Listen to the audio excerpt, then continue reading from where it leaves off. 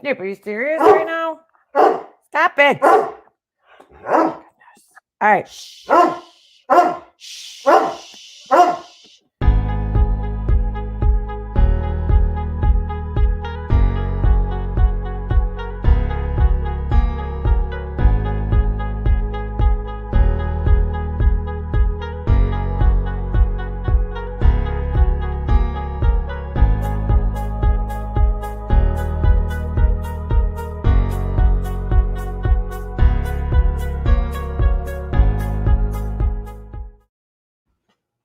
I don't know why I just played that video. It was stupid. Come on, dumbass. Let's go. Out.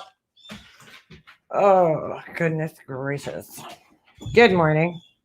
It's not really morning anymore. Well, I guess it kind of is, right?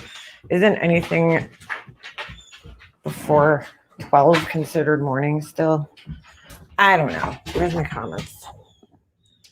Go ahead. Go. Come on. Let's go. Out. Out. Come on. Ugh. So frustrating. Then he barks. I come outside and I tell him to come out. He don't move. Then he barks when I close the door. Good morning. Hey, Mercedes girl. Little Kelly. What up, Alicia? Alicia? I said Alicia. I don't know. It's my New York accent. What's up, Top Cop? Chop, chop. How's everybody doing today? It's freaking humid as hell outside, and I'm not. I'm actually not going out there. I was gonna do. I had a project that I was gonna do today. A kind of weird project, but dude, come on. Oh my god, this phone is so annoying. I really don't know what more I could do here. I'm trying to import some video. Why is it saying that it's already imported though? That's the weird thing. Select fewer items or make space available. Oh, I have two things selected. Well, where's the other thing I have selected? Okay. It says 2 videos. I'm trying to, so I want to finish my grief series because like I can't, I have to finish something. You know what I'm saying? I started it. I got to finish it. So I started filming it and editing it. And, I mean, there's probably not much left to do because the story was pretty much almost over at the point in time where I left off. But I mean, I just want to finish it because, like, I don't want to leave. You know what I'm saying? I don't want to leave it unfinished. That's so lame. So, I've been trying to do that. And my phone's being an asshole. It's not letting me import the video. It's such a pain in the ass. It's telling me my phone's full. I don't know. These phones are such pains in the asses. But anyway, yeah. So I'm working on that. And I think that's about it. Why is this thing telling me that I have 2 videos selected when I don't? Anyway, it's been quiet the last 2 days. Andy Cruz, how you doing? What's up, Bellamia, Misnomer, Hammy Dolls? The only thing I've been seeing is some clips that are really funny, actually, about Laura's resume, I guess, or her job history. I mean, it just keeps growing and growing and growing. You know, just like when I was a zygote, I served as a principal of an elementary school. I bet you guys didn't know that. It's like, what? Oh my God. I don't know where you would get hired to help people through a custody fight. Like, she really just comes up with the craziest shit. Like, what are your qualifications, dude? Just because you've been through it, that's not how it works. You know, I have to imagine that her custody fight, there was a lot of spite going on both sides there because, you know, 6 years is a long fucking time, dude. That's a long time. Long time. She slept at a Holiday Inn several nights. Really? You know, she got arrested. I mean, yeah. Did you see my comment on news? What news? No, I didn't. You have to take off some videos, move them to your Facebook, put on private. All right. But anyway, Yeah, like it's fucking crazy. Doesn't mean, yeah, I've been through it too. Doesn't mean I'm qualified to give great advice. Exactly. I mean, it's like, dude, just the shit that comes out is just insanity. And I figured since we were talking about that the other day, and there's just like, there's too much. And you know what, dude, you can't put shit out there on here and then expect not to be called out for it by people, especially when, you hold other people to such high standards, and you want to point out everybody else's flaws. That's going to happen. It's going to come up. I just don't get it when you have work history that's just so all over the place. I mean, from the time I graduated high school till I stopped working when I was pregnant, I pretty much followed the same career path. I was always in graphic design. So I was always in, some realm of it, because there's all different things you could do. You could do production, which is what I did, for a good portion of my time. I did this, I worked at a sign shop. Like, everything was in my field. It was just in different areas. And I got into like the sign niche. I liked making signs. So that was my area that I enjoyed.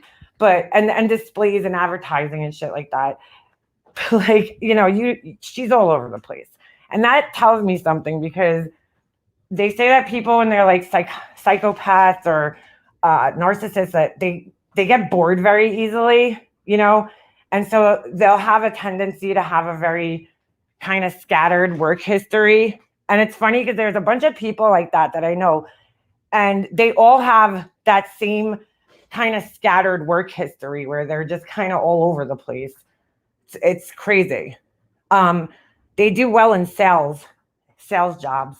They say psychopaths, narcissists, because in a sense, and I'm not saying this is everybody, because I know there's people in here who probably do sales, but for some people, sales come easy to them because there's a certain level of manipulation that's involved in sales.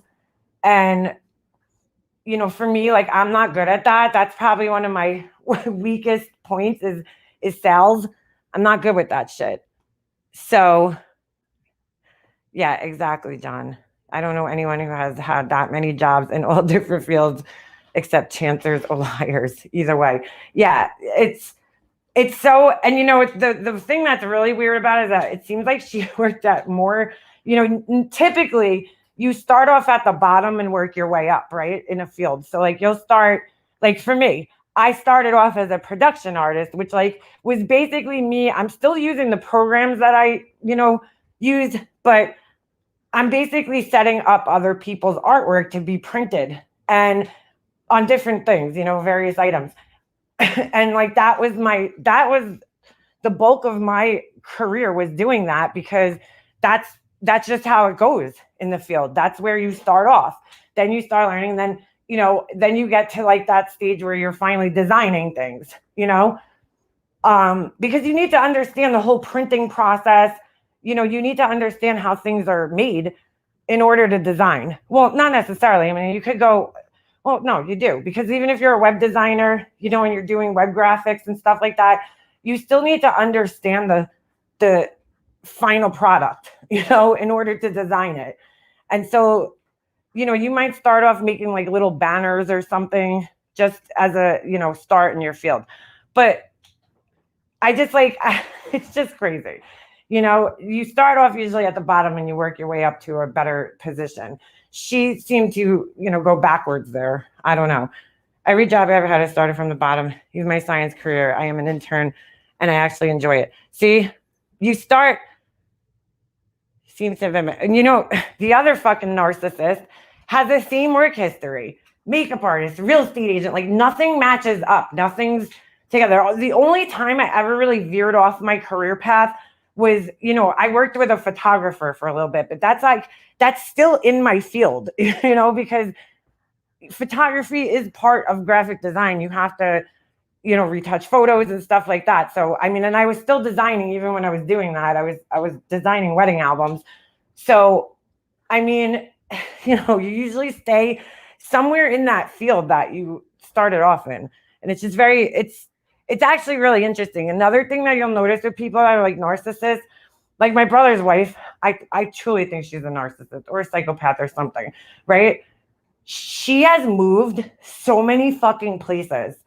Her address history is like, it's unbelievable how many different houses and places. And I know some people have to do that for work or whatever reason, but you know, there's a pattern when it fits in with a pattern of other behaviors, multiple marriages, you know, multiple failed relationships, you know, work history. Her work history, I don't really know much about except for the fact that she sells insurance, which I think she's actually been doing for a really long time. But I was logistics and moved up to graphic design. That's it.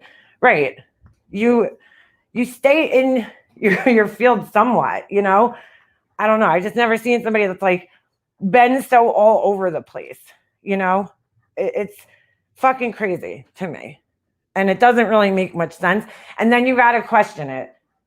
You got to question it. My brother's ex was actually like that because like she went from, oh my God, her shit was all over the place. Like she worked in like a home for disabled adults or something. Then she went from there to she was a nanny. And I guess that's still in the caretaking field. I don't know. Then she was a dance instructor, like just all over the fucking place, you know, all over the place. Because she rips people off, so she has to move around. Well, that's usually what happens. The fact that she was parenting her third job blows my mind. It's not even our responsibility. It's a privilege. So, yeah, it's not a job. Being a parent's not a job. It's you don't get paid for it. It's a decision. It's a choice in life. It's a responsibility that you take on as an adult. You know, it's like, being a wife is my job. No, you know what I'm saying? That was a choice I made in my life. And, you know, I'm a stay-at-home mom. I don't consider it a job. I don't get paid for it, but I don't know. I just don't get it. John Gotti security. I stayed in the media field since I was in my early 20s, moving out of it now. Like, yeah, and there's nothing wrong with having a career change. You know, I took real estate classes, right? And I thought about going into real estate when I was younger because I was not happy in my field, you know? And I think that happens to a lot of people in their 20s, you know? You're not getting where you want to be fast enough in your field. So, you know, you start thinking, well, I'm just going to go somewhere else and do something else, you know? And, you know, but it didn't work out. I took the classes. I was like between jobs. And I thought of, you know, switching my career because I really wasn't finding anything that I wanted in my field. And so I switched, you know, I was thinking of switching. And then I took the real estate classes. And then once I really sat down and thought about it, like it takes time in real estate that it's, you know, you can't just go into real estate and start making money. It takes a lot of time for you to even make any type of money. You don't get paid. It's a commission-based job. So you only get paid when you sell something. So, you know, you have to sign up. I mean, at least here, this is how it works. You have to sign up with an agency and then you have to work under another agent for a while and you don't get anything. You don't get anything, you know, so you're kind of like volunteering until you sell your first house. So, I mean, you know, that was scary to me at the time because I was like, I need money. You know, I can't sit around and wait around for money. I can't, you know, I don't have time for that.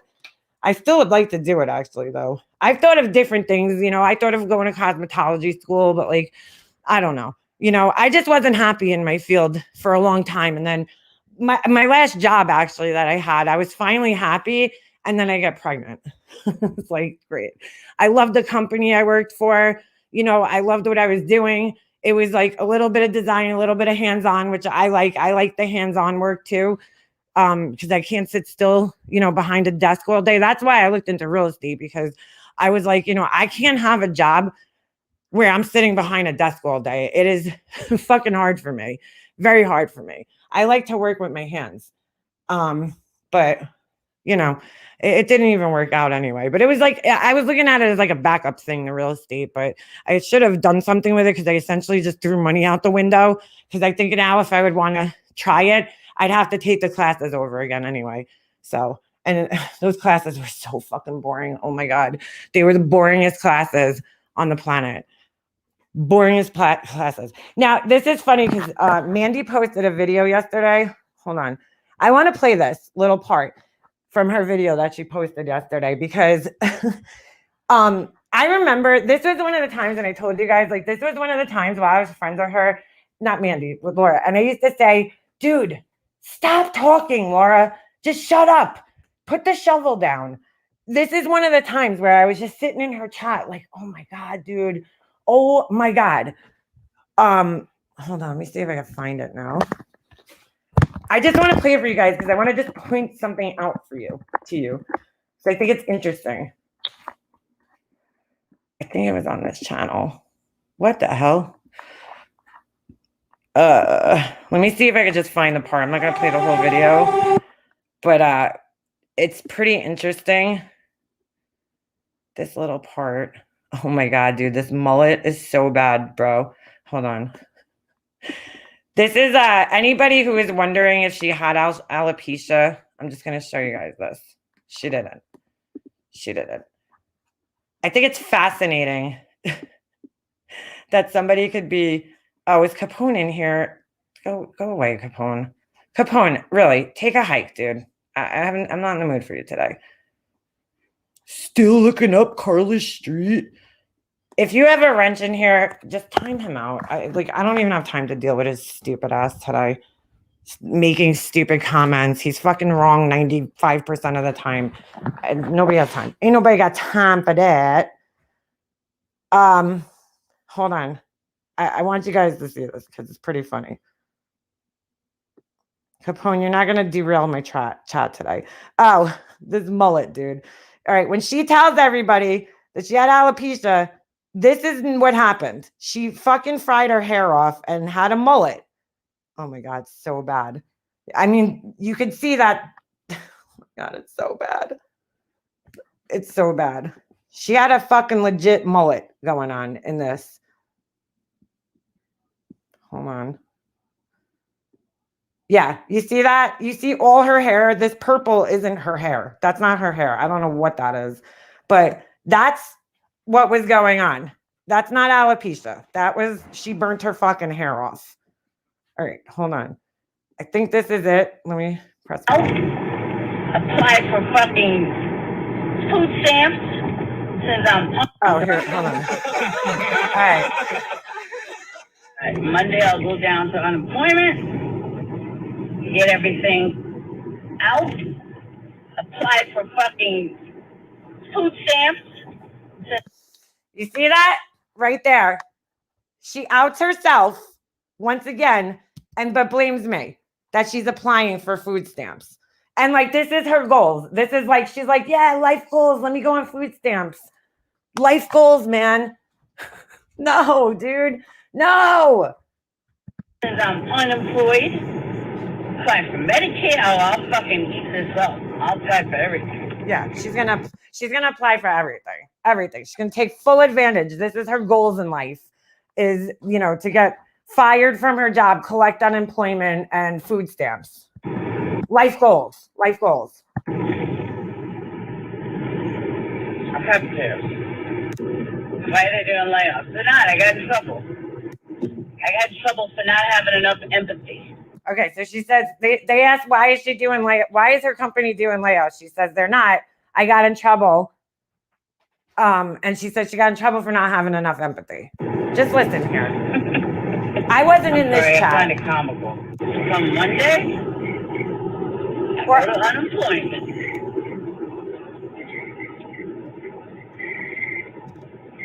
Which she claims to have never filed for because it was, quote, too hard.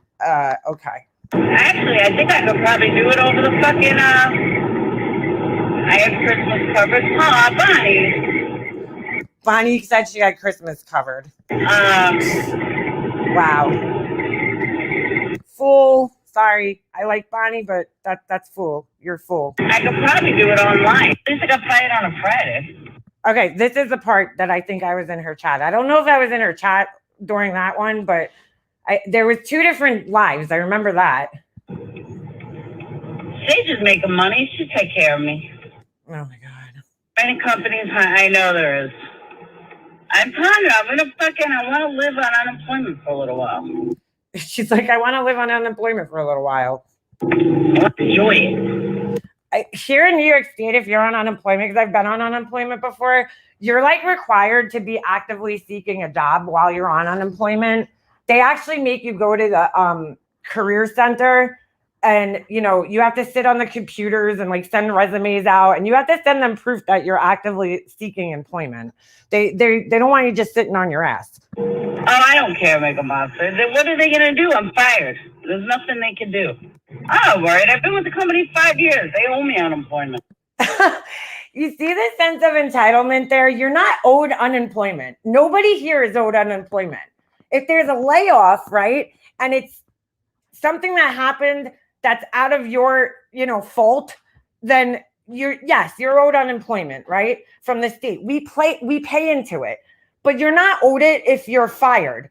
You're not owed it if you're going to work and purposely trying to get fired. That's not how unemployment works. I need to make someone redundant. And I remember being in her chat telling her, like, dude, you better be careful, because you might not get it because, you got fired for breaking company rules.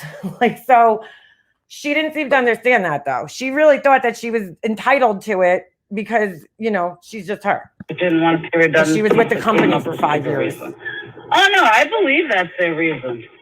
That's 100% their reason. So she's basically saying that she believes that they told her she was fired for not having empathy, and she's saying that she believes it 100%. Because she knows she has no empathy. They did. I was already on probation. So she was already on probation.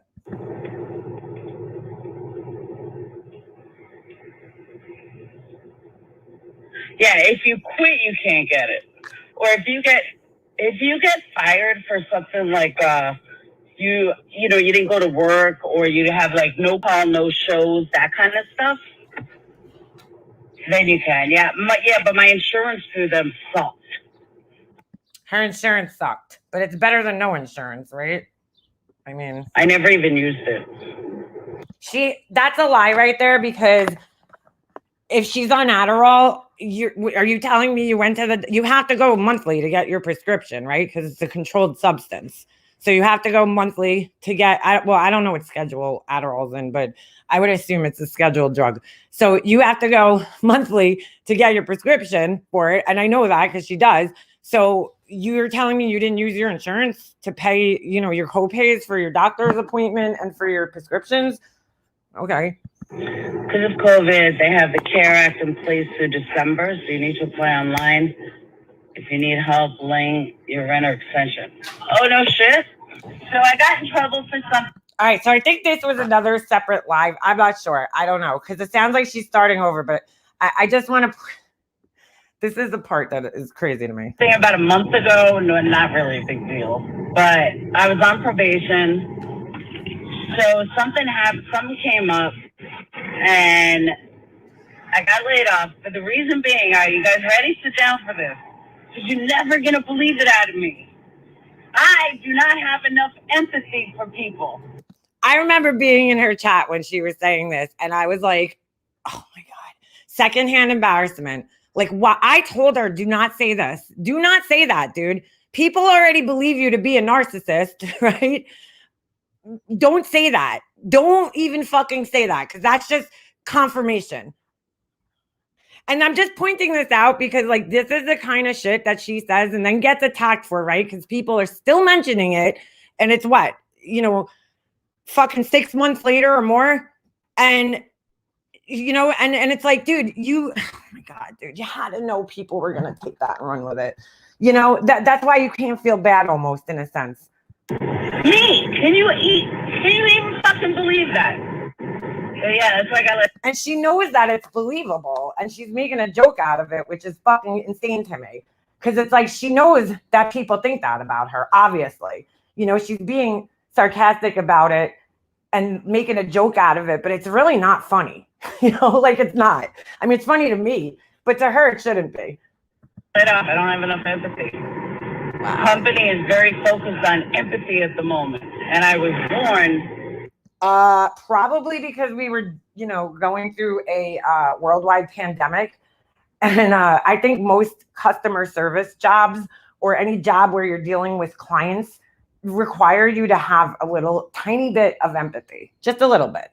Last month about empathy, and I don't give enough empathy.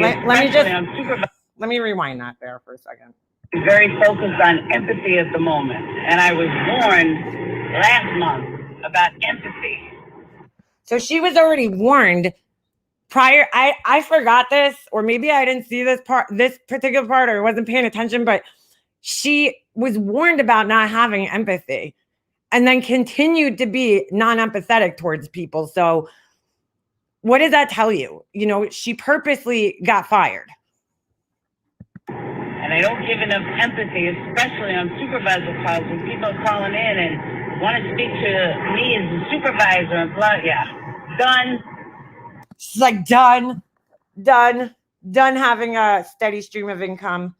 Done. So yeah. I had to laugh. I wouldn't have been laughing if I was in her shoes. Just saying. I wouldn't have been laughing. I think I would have been crying. So my boss spent an hour with me, and I said to him at the end, I said, dude, why'd you just spend an hour with me if you were going to terminate me? I'm all right. I'm kind of fucking relieved, if you want me to be honest.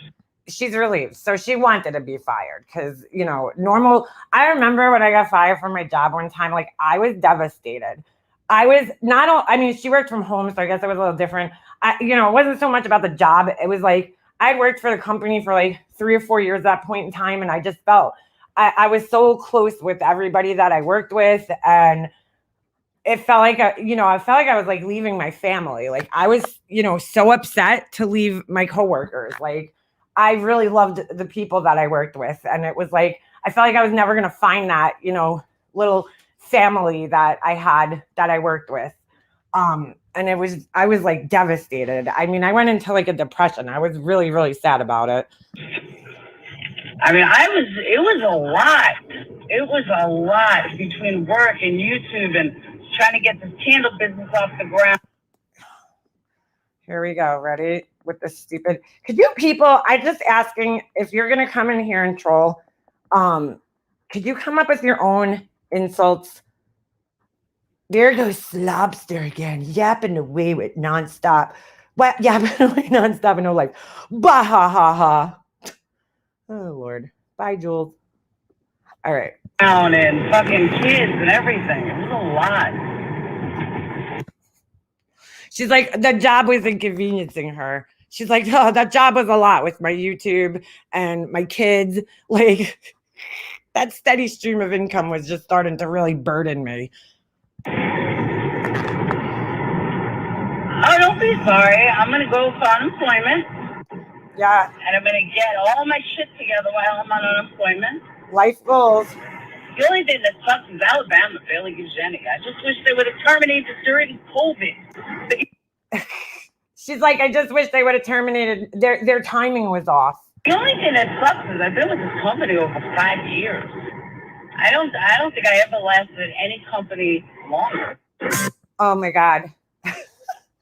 Blame it on. All right, so that I think that was pretty much it, but I just thought it was pretty funny that the whole, like, if you really like sit down and break down some of the things that these people say, it's just like, you're just it's amazing. It's amazing how you think it's funny that you lost your job over not having fucking empathy. And that was just one of the many times that I sat in her chat, just like, oh my God, dude, just shut up. Stop talking.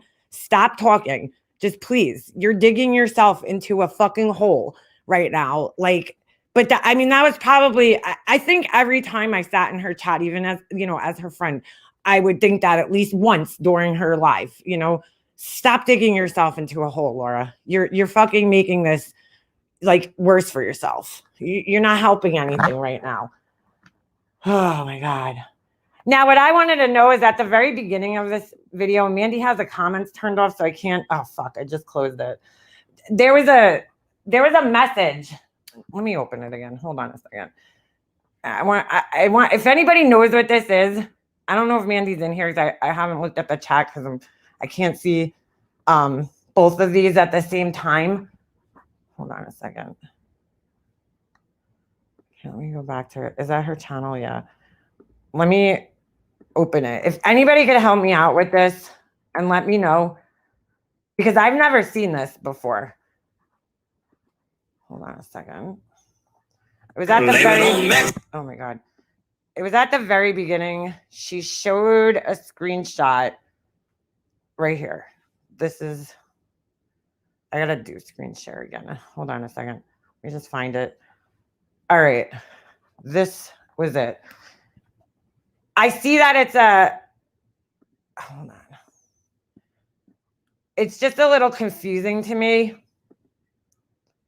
I don't think Mandy's in here, but if anybody like understands this, help me out. Because I've never seen this before. I've seen everything else that she showed in there. But this list of people that reads, and if you guys can't see it, it says Kiki Ramblings, Eric G, Kelly C, Chat Over Coffee, Say It Out Loud, Low Lightly, and then it says in parentheses, I think she removed hers, Justin Katz, Macon Limonade, Crazy Nurse Granny, Marianne, Mega Mobster, Brian St. John, Republican Ash, Jennifer Jones, Mandy, Serendipity, and whoever it was spelled Dippity wrong, Whiskey Gypsy, Herbie Herb, Shannon's Journey, Passion Fruit, Pink Lady Luck, Pamela something. You Will Never Fill My Shoes, who I just realized I found her in Burnt Toast, or was it Burnt Toast or was it Negs? It was one of their chats the other day, and I was like, oh my God, I used to love her channel. Ms. Mensa, Set the Record Straight. There are a few to start with. I mean, that's a lot of people. What is this list all about? And then, because like, I see it, I don't know. It looks weird to me. Hold on. It says the Patreon chat, right? When it's circled. And I don't know. I guess they clicked on the picture or something, and then it isolated the picture in the chat, if that makes sense. But who was saying this? Who said that? And what was it in reference to? That's what I don't understand. Because my name's on it, and I never seen that. I've seen that whole chat. I've seen most of it. Anything that, involved me or involved my name. But I don't know. I don't know. Do you have air conditioning running too? Me? Yeah, I have air conditioning on. I think it was a list of people to dox because Laura wanted everyone's info. Oh, all right. See, I thought that was a list of like people that were going after MGL because I don't remember Justin. Oh, maybe he did go after Laura. But like Fill My Shoes, I don't remember her going after Laura. I don't know. Maybe I'm wrong. Listen, and I'm just going to be dead honest here. And this probably isn't going to be the most favorable thing ever for me to say. Probably going to piss people off. But, I always thought that Laura had more knowledge of like the police calls than she led into. And that's just my personal feeling. Just from conversations that we've had, I just always felt that way. Even when I was friends with her, I felt that way. I just like kind of had to get over it though, get over that whole thing. It happened. And, I know it was Oni and, that's it. Like move on. But I always went back to her reaction that night on her channel and the way she reacted. And like, it's bothered me. I'm not going to lie. It's always bothered me. That reaction that she had that night. And I think that's why, maybe I felt like I could get some answers from her, but I don't know. There's always been this weird connection with her and Shrek that I just can't seem to fully understand. They'll go after each other, but like not fully. You know what I'm saying? But they still talk. It's weird. It's a weird thing. They use each other for some reason. But it's always bothered me. Her reaction that night, her immediate denial of it happening bothers me and always has bothered me and probably always will bother me. You know, I'm not saying she was behind it or anything like that. I'm just saying that I feel she might have more knowledge about it than she's letting on. That's all I'm saying. You know, there might have been a conversation after the fact where she has more, you know, got more information about it. It's just very strange, the whole thing. I do think that, you know, they kind of used her panel that night to kind of frame her in a sense, and she's just too dumb to pick up on things like that. You know, it was kind of perfect timing if you think about it, because I don't believe those two people really fucking care for each other or like each other. There's no real solid friendship there. It's all, you know, surface level phony bullshit. A gut feeling is most often right, and I had the same feeling. Yeah, I mean, if you just watch her reaction, the reaction that night, it just makes her look guilty and of something, you know. Maybe she didn't know prior, but she found out after, or maybe she had a feeling, you know. I don't know what it was, but her fucking reaction has always bothered me. It's always bothered me. And like, I'm never gonna get an honest answer from her about that, so I just kind of let it go, because I have to. You just have to move on from things. But I just have to say, if she did have any knowledge and like sat there and pretended to be a friend to me, that's pretty fucked up. They wanted to be on camera, so they couldn't be blamed. I personally think that like Oni, Marissa, whoever else, well, all those people were pulled up as a distraction, right? You had Natalie, you had Science Girl, you had who else? Kim was up there, and I don't remember who else. There might have been another person. Oh, Red Lotus. I truly do believe that those people were pulled up as a distraction, but I think that Oni purposely, they had never gone on Laura's channel before, right? And I think they purposely picked Laura's channel because Laura had just fallen out with everybody. And I think that they wanted, you know, they wanted people to think, because like, let's just face it, everybody, even at that time, knew that Laura was very easy to trigger, you know, like she was very easy to trigger and set off. So I think that at that time, you know, they took advantage of that. But then like when I saw her reaction, I don't know, it's just always bothered me. Her reaction, her denial has always bothered me. And, you know, whatever. I'm not going to dwell on it, but it just has always bothered me that she was so quick to deny that it happened. You know, just immediately, her and Marissa, like, no, that didn't happen. And then Laura's like showing her phone and she's like showing evidence. And it's just fucking bothered me. It's just always fucking bothered me. Like nobody was even accusing her at that point in time, but she was like trying to come up with an alibi in a sense, you know, and then claiming that somebody was calling her phone and pranking her. And that was weird to me, you know. And then there was a fake Diane that was trying to get on the panel that night. Like it was all a diversion. It was all this weird diversion. And something about it just has never sat right with me. You know, and I've gone back and forth. I've gone back and forth from like, no, she didn't know anything at all, to, you know, maybe she knows something, to she doesn't know anything at all. So I don't know. That's why I'm saying I don't sit here and dwell on it. But it was just something that when I saw this video yesterday, I was kind of thinking about it. You know, it's just something that's always kind of bothered me with her.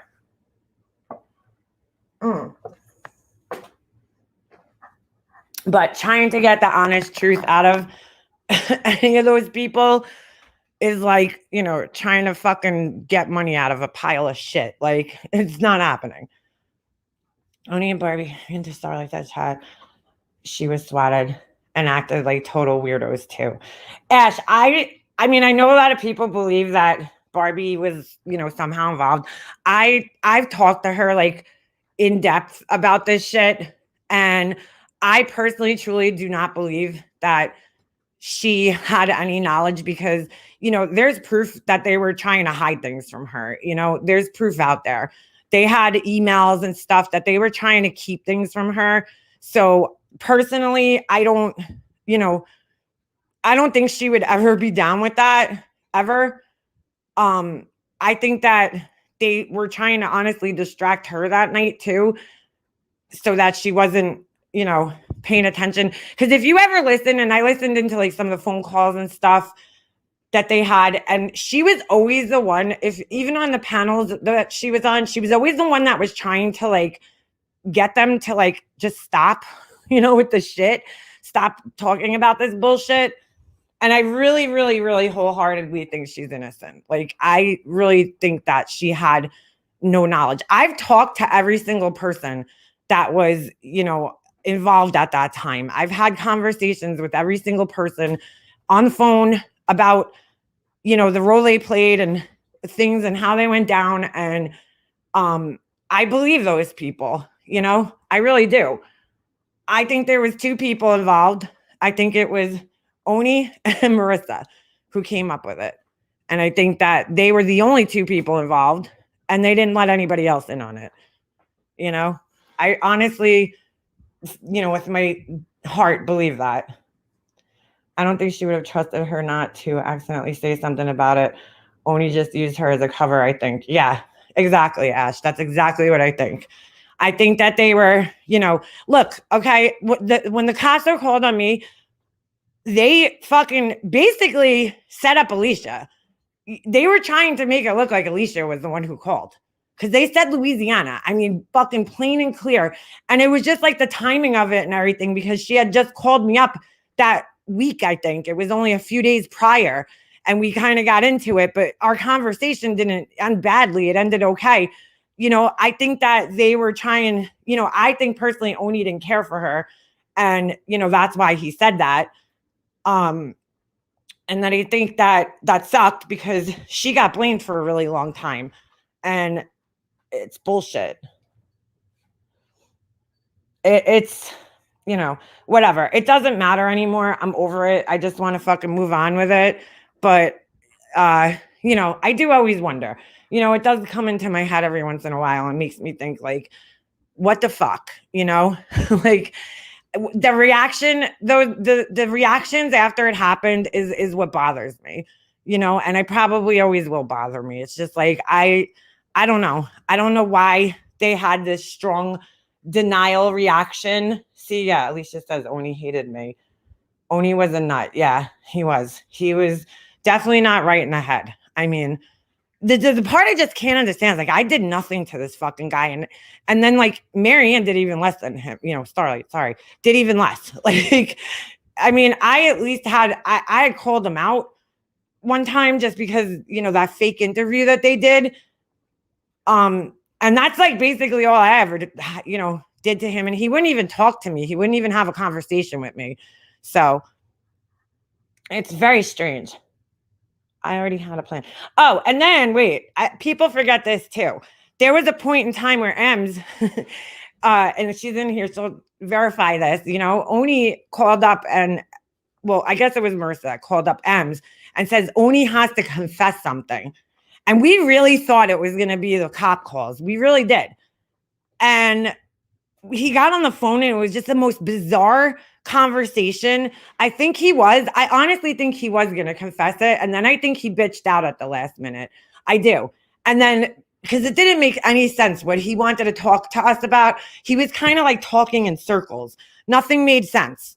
So I truly believe that he was maybe going to, and then, decided against it. Because like a month after that, we ended up finding out that he was the one responsible for the calls. And if that's the case, then that means she knew about it. Why would she say he wants to confess something? She would have to know what he wanted to confess, right? To think how fake Oni was, to act like he was so above the drama and just a sweet guy. Dude has issues. Crazy Gemini, that takes a really special type of person to be able to sit there and put that show on for everybody.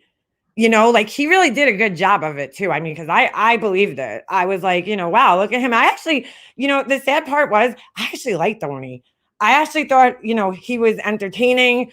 I had watched his live sometimes, like, and I believed him. I believed that he was here to be a fucking real YouTuber and have a crime channel and do his makeup thing. And I really believed it. I mean, and I cannot believe this motherfucker had the balls to sit on the phone with me that night and fucking talk about, some bullshit that didn't even matter to me. It was weird. It was a bizarre conversation. Staphylococcus loves the Rex. That doesn't even make any sense, dude. Rexy Poo told me he'd wait for me until I get my ankle GPS bracelet off. Dude, oh my God. These are the lamest fucking trolls ever. They're like not even close to funny. It's so bad.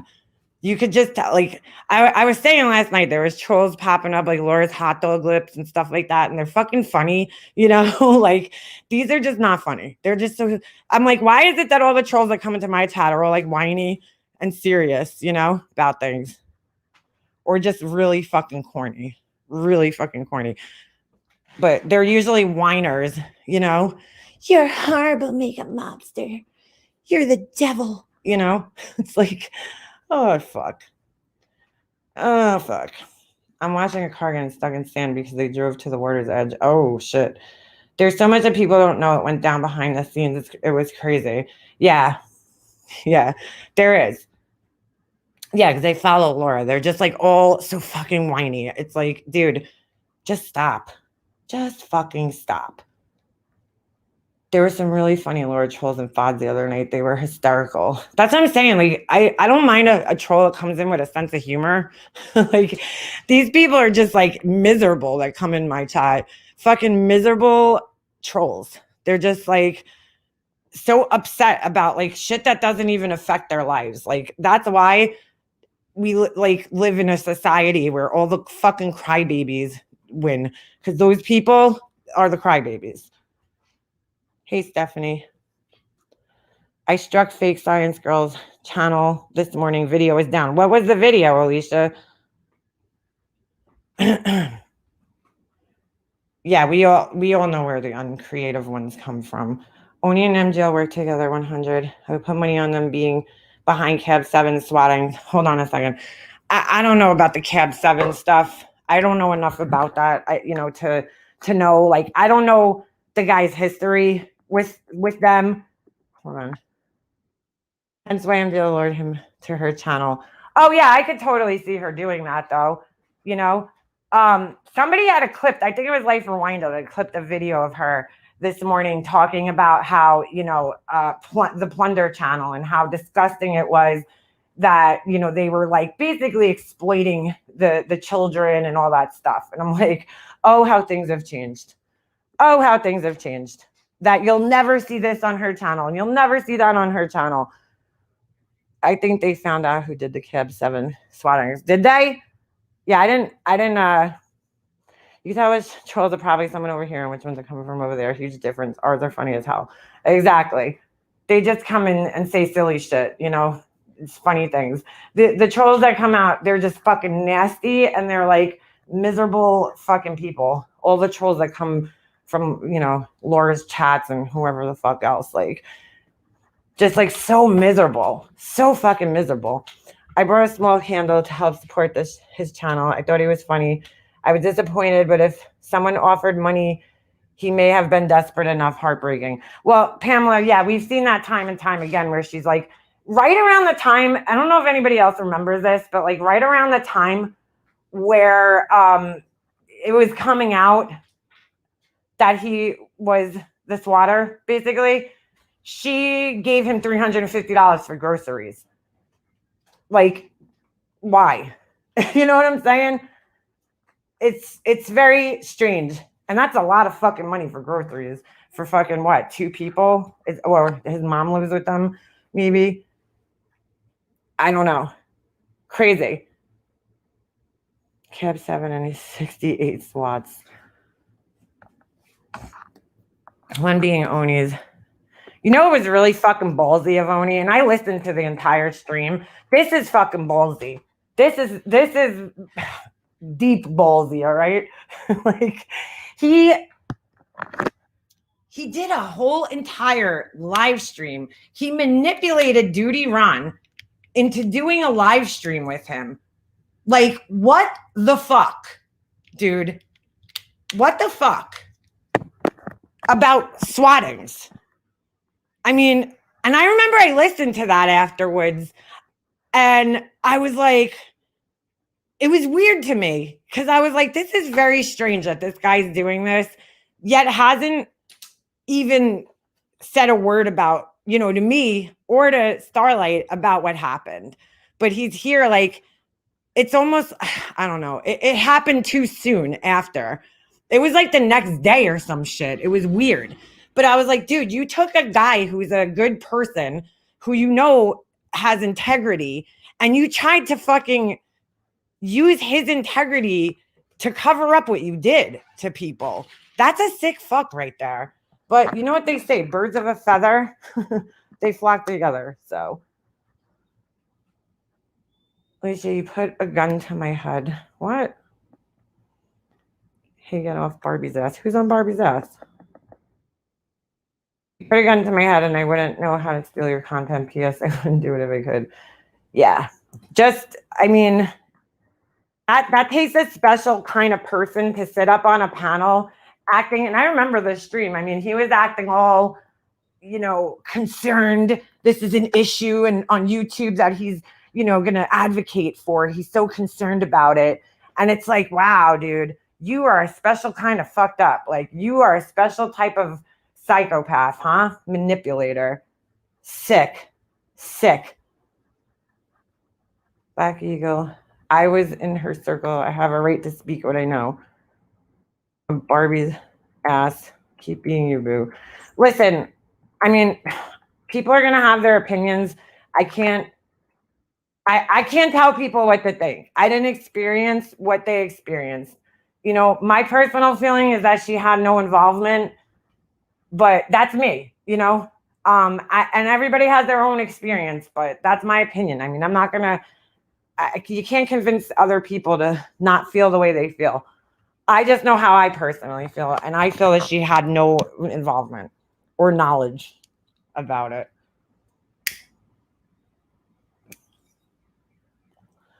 Black Eagle, Black Weed. I don't know, Tara. Barbie and I talk all the time. I just don't post it.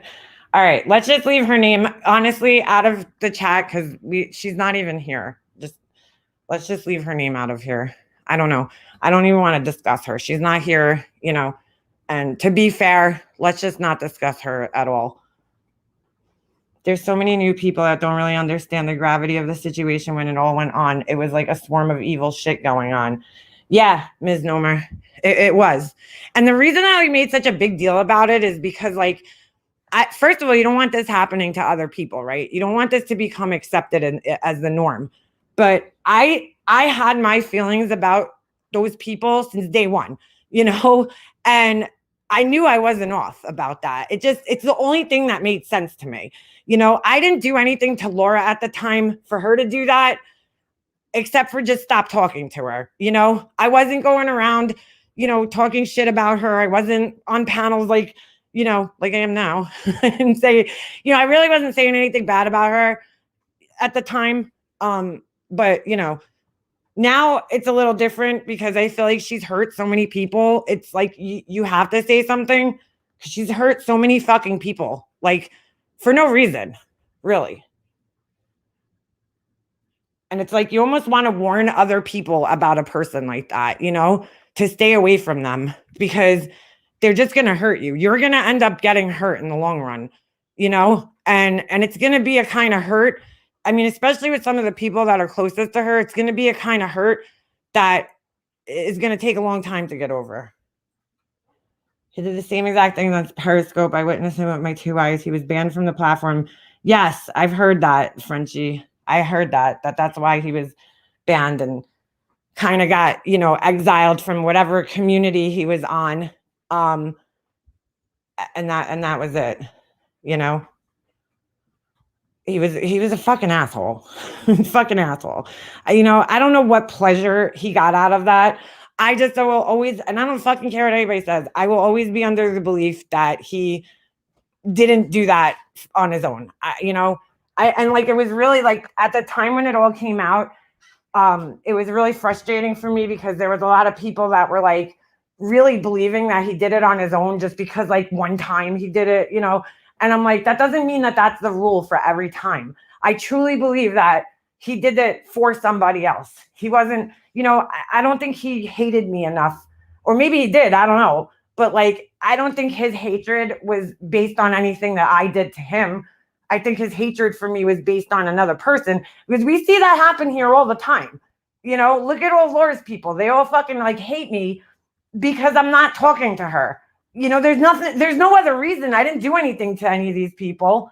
They just fucking mad at me for what I did to her. Just like Corey and Jules were when I stopped talking to Tiffany. They got mad at me for not fucking talking, because I wanted to end the friendship, which I have every fucking right in the world to do, but they were taking on her feelings. And it's like, I don't get that shit, man. I just don't get it. Well, I do get it. I mean, I get it to an extent. When you have somebody like that and they're constantly fucking whining about shit in your ear, you start to get like, wow, this is really affecting this person. I want to help them, and they take advantage of people like that. And I don't know if Oni was necessarily looking to help, but he was looking to destroy, I guess. I'll never forget the night. I would love to have a conversation with that motherfucker, though. I really would. Not that I think he'd be honest, but I gave him a chance. I tried emailing him, and I tried to kind of be like, hey, listen, I won't press any charges. I just want you to tell me that you did it. I just want the closure. But he lied. He lied right back to my face. So I'll never forget the night that everybody went live with him when he got busted out. Yeah, that shit was funny. It was really funny. He really wanted people to believe that fucking stupid story about people not believing he was a hairdresser or something and a makeup artist. I was like, who? Nobody fucking cares about that.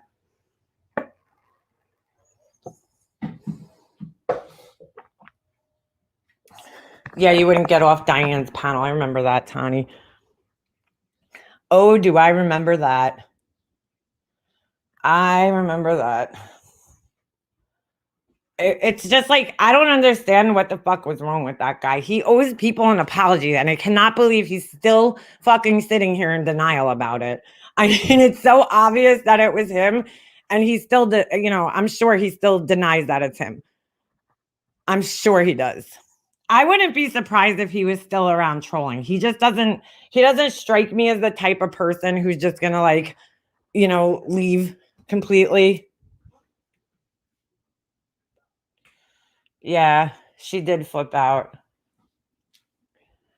Like, Bush will never sound the same to me. The glycerin. Don't let all days go by. That shit was hilarious.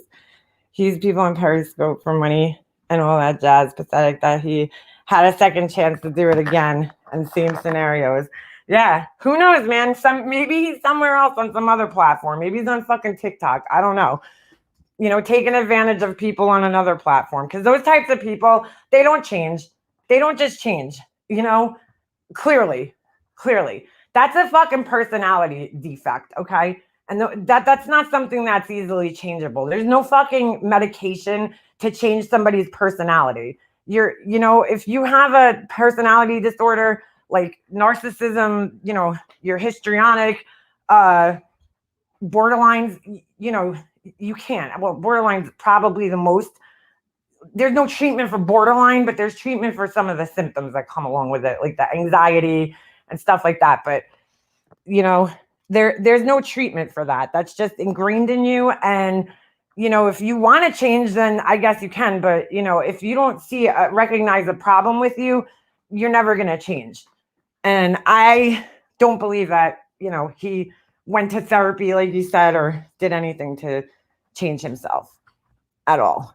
I didn't believe his story about why he wasn't a makeup artist either. It was a fucking weirdest story. He told me in M's that he coughed.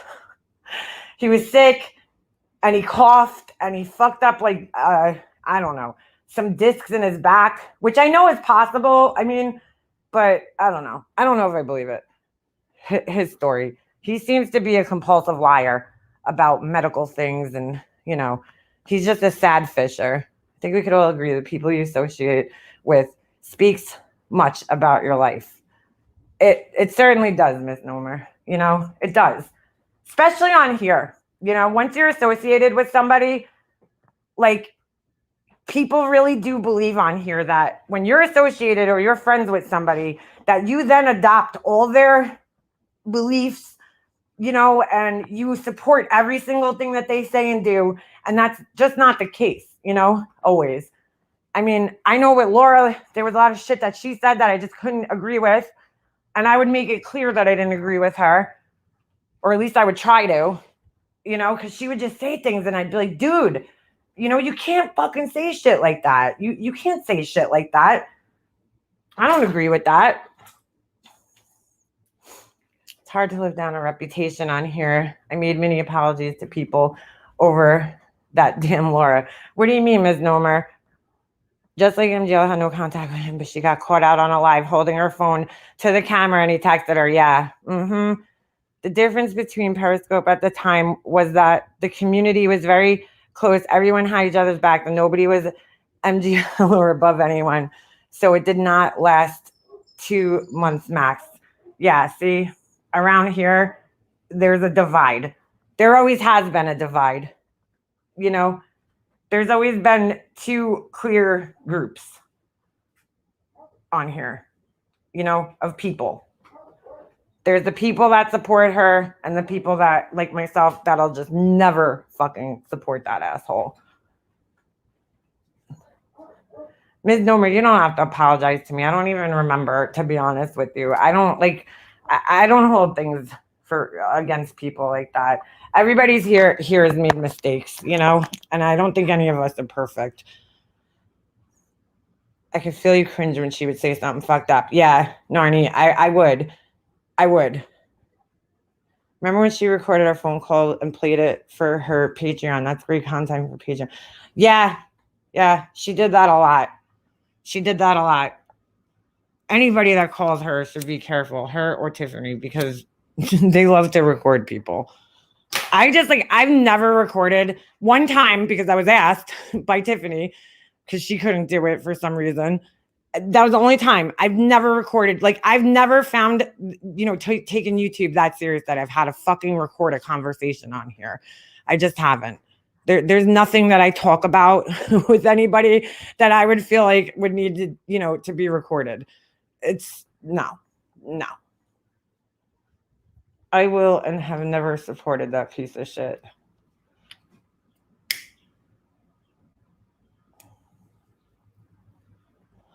Have you seen the video about the woman recording what happened to her at Victoria's Secrets? No.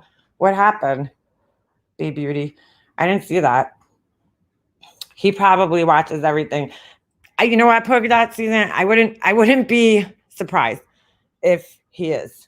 I really wouldn't if he's still around. There's an account that I always personally thought was him. And this account has pretty much hated me since day one. And I still to this day think it could be him. Although I don't know, some of the details that they've shared don't really match up with him. But that could be, you know, done on purpose. I can't even make a screenshot of my phone. Recording is way out of my league. Kiss my blob. Jealous out. Don't like me, don't watch me. It's that simple. Don't watch. It's that simple. It's like an infomercial. It's that simple. It is that simple, but that's just not, but it's also unrealistic because, you know, everybody loves a fucking good shit show. Everybody loves a good shit show. So, you know, you can't expect that. You're not going to have hate. Look, dude, I fully expect that the haters are going to be in here watching. Like, fully expect it.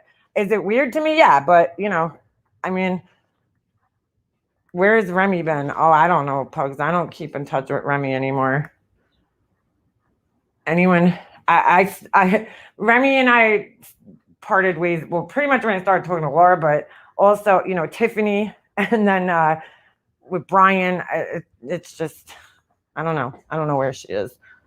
I didn't even know she was really still around. I see her here and there, but that's about it. Newsflash, you nasty trash box. I don't fucking watch you. When I go on road trips, I pull my trailer with these big boys. Oh shit. Remy's been sick. Oh boy. Hope she feels better. The divide now are in subdivision groups. It's unfortunate because it's hard to give your trust and be confident enough to befriend someone. In my opinion, the best coach as a foot your SWAT, huh? In my opinion, the beast coach, sorry, I read it wrong. Has a foot in your SWAT. Yeah, totally. I mean, totally. I see Remy sometimes at Poon Handlers. Dude, I ain't going, listen, I don't know this Poon Handler guy, but I ain't going in any fucking guy's chat who's named fucking Poon Handler. That shit ain't happening. Fuck that. No one that has left YouTube has really left YouTube. Yeah. That's why Amanda Ray, like, I don't believe people and they're like, oh, they moved on. Nobody moves on. Nobody fucking moves on. And like, that's been proven time and time again. So I don't buy it. I think that they move on, maybe on their channels, they try to make it appear that they're not here, but they're still lurking. Trust me. They're still lurking and they're still commenting on their troll accounts. There's no question about it.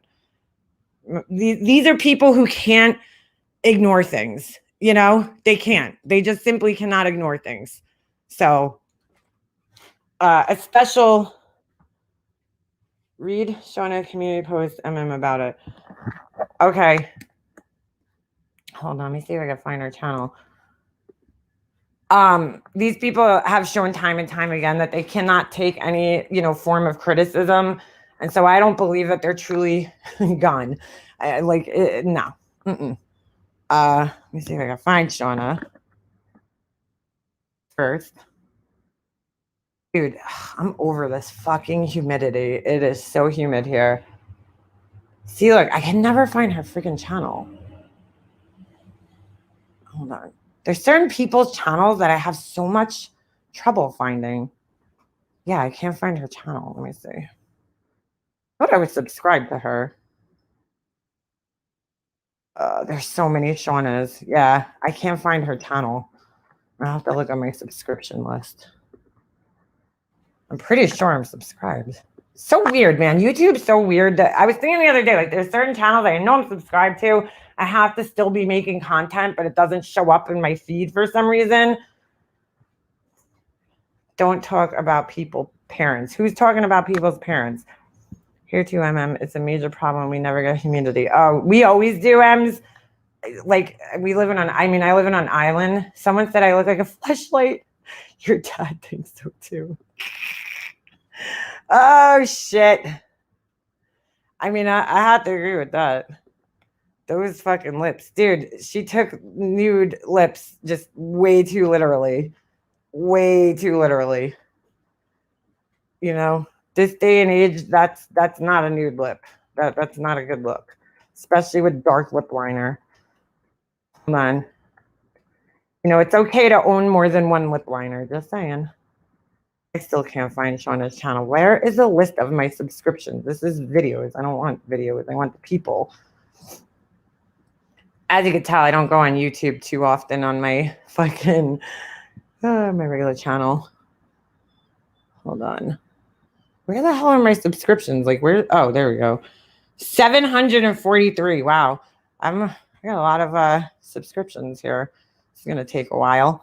Somebody want to just put her link in the chat? If there's a mod in here. My daughter's going down near you. Yeah, the air is different here. Well, yeah, it's humid here. Very humid. Always is. Every summer around like July. This is the time of year where it starts getting really freaking humid here.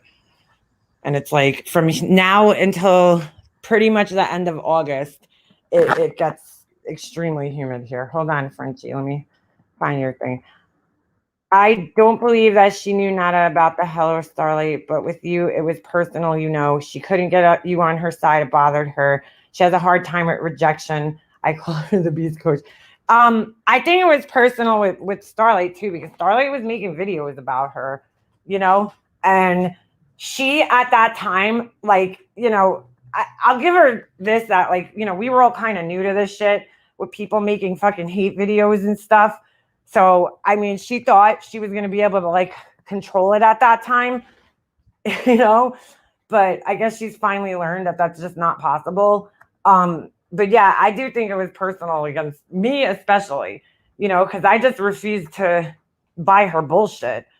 I think she fucking really did trick a lot of people, and they fell for her bullshit, or thought that she was a good person. Like this whole Diane thing, people fell for it, They're like, oh, well, she busted Diane and she raised money. So, but like, they don't realize that like bad people could do good things. You know what I'm saying? Shitty people could do good things. There's a reason for it. People are doing, yeah, HZ, I have a crush on fucking Shrek. They don't realize that bad people could be capable of doing good things to make themselves appear to be good people. There's always a fucking reason behind it. Soldier, it was Shauna. So, and people got sucked into it. You got subs talking about Molly Golightly. Okay. Molly Golightly won. She got more subs than you. Were we in a competition, Green Zone Red? Were we in some type of sub getting competition? Because I must have not known that. I wasn't in that competition. I don't care. She bought a good percentage of them, so I guess, yeah, you're right. She won. These people are so dumb, like thinking that everybody that's on here is about subs and views and numbers, and that's how you rate your your worth. Like, really, is that how you fucking rate your worth in life? No, I don't fucking care. You wish to have her personality. Yeah, you're right. I wish to be a fucking drunk, treacherous fucking wannabe life coach who ignores her fucking kid. You're right. You're 100% right.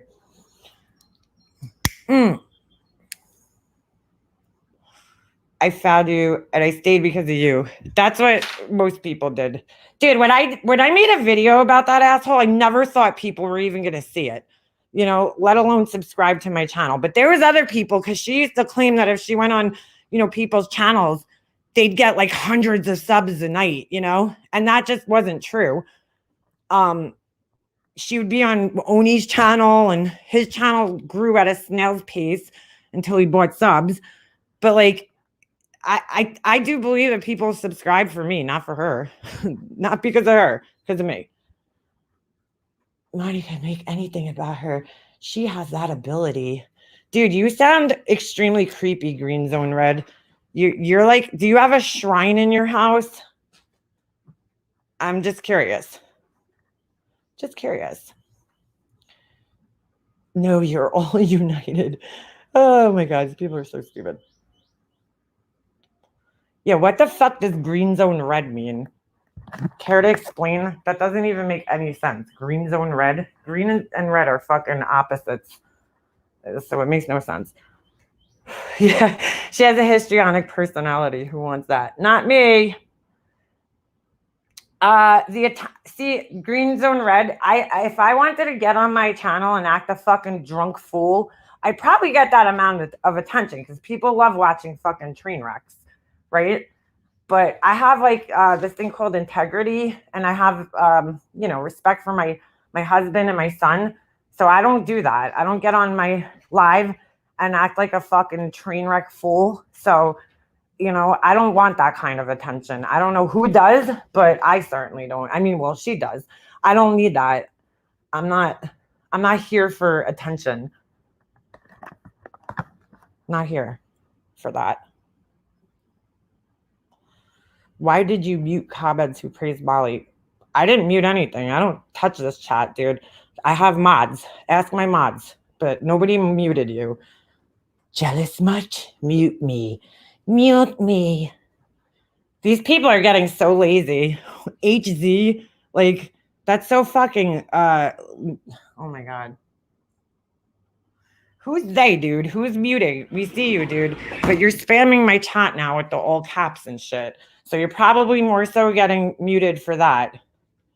Mute me. This is so creepy. I I know, polka dot Suzanne. I'm with you, girl. I hate watching people drunk on here. It's like so fucking cringy. You just get that secondhand embarrassment. There's a certain creator, won't call her name out, but she's like fucking drunk pretty much all the time. And I mean, she's like bad drunk, slurring her fucking words. None of it makes sense. You know, it's like all over the fucking place. And every time I've ever watched her, I'm just like, oh my God, dude, put it down. Put the fucking, oh yeah, HZ, you wanna confront me? Give me the link. Give me the loot. Give me the loot. I don't even know who you are. So you ain't coming up here.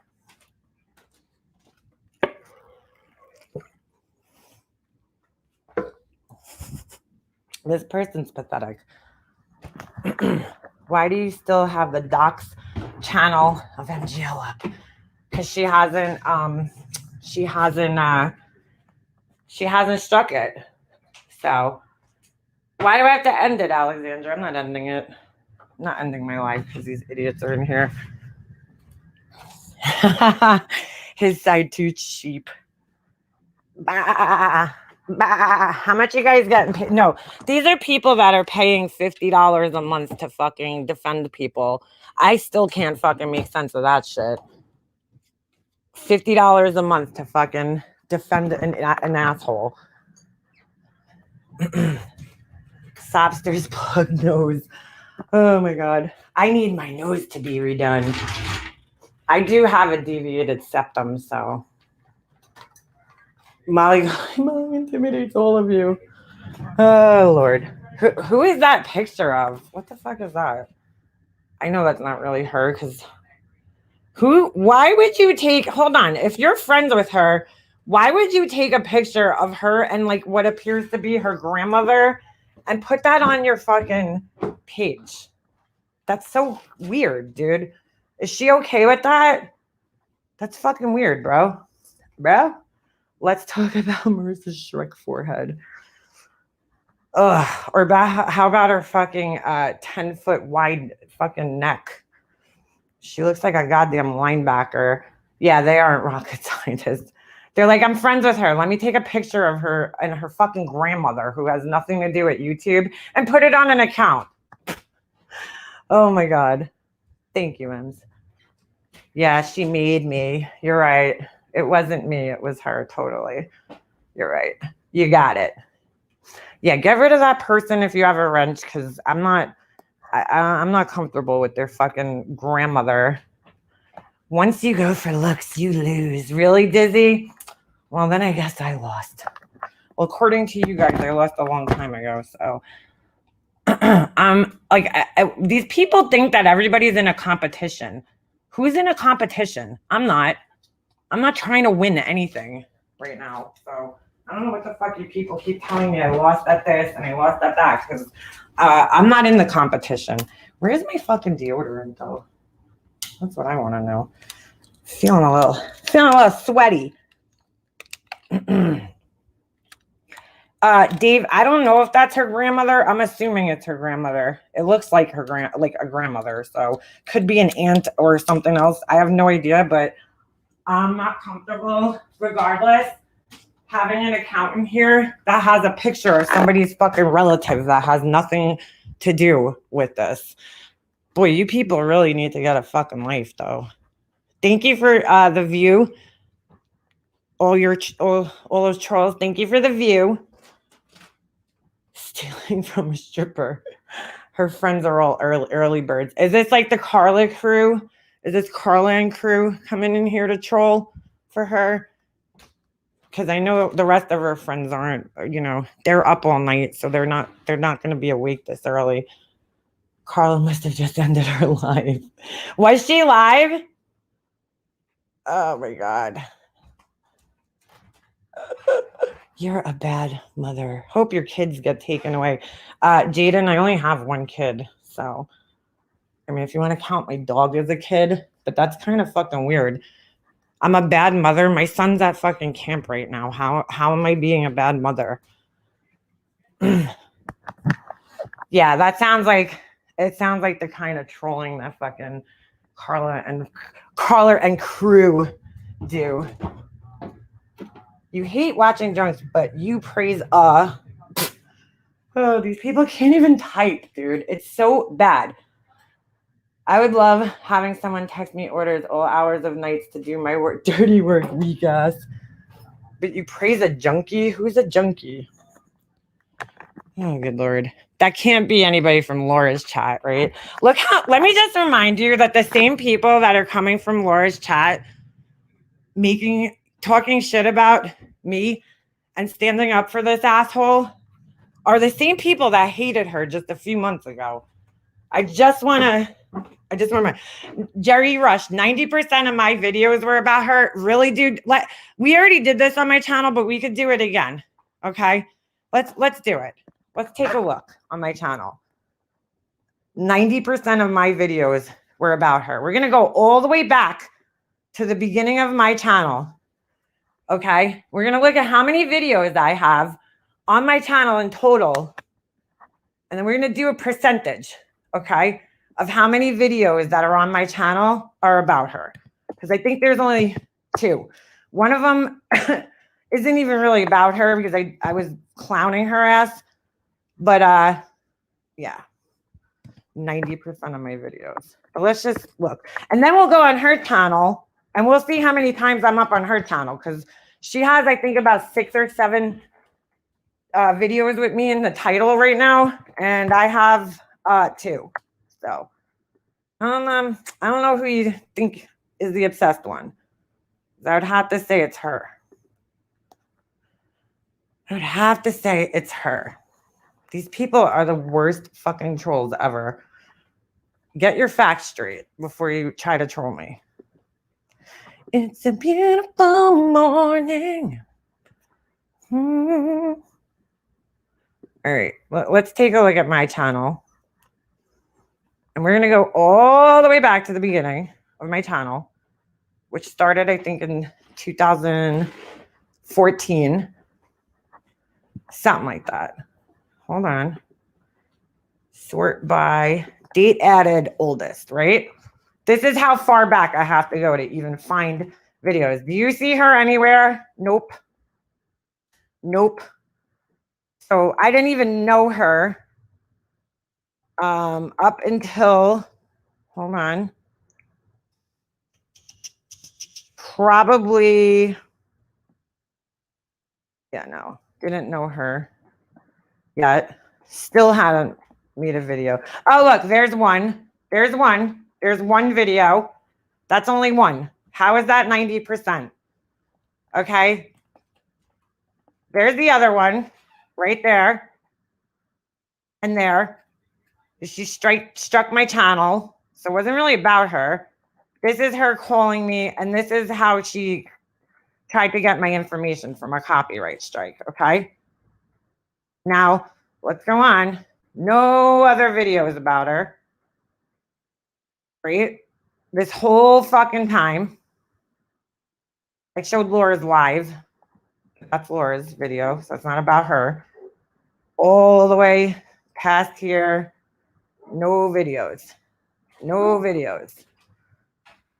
Lots of content on my channel, though. Lots of it. Keep going. I think in total, I have 500 videos. I'm not sure. Maybe more, give or take. So, you know, according to mathematics, if I have 5 videos out of 500, that does not make 90% of my channel. So you need to try again, dude. None of this is about her. None of it. None of these are, she's not in my titles. None of it's about her. But, you know. I mean, I could keep scrolling, but I think I already proved my point. You're an idiot.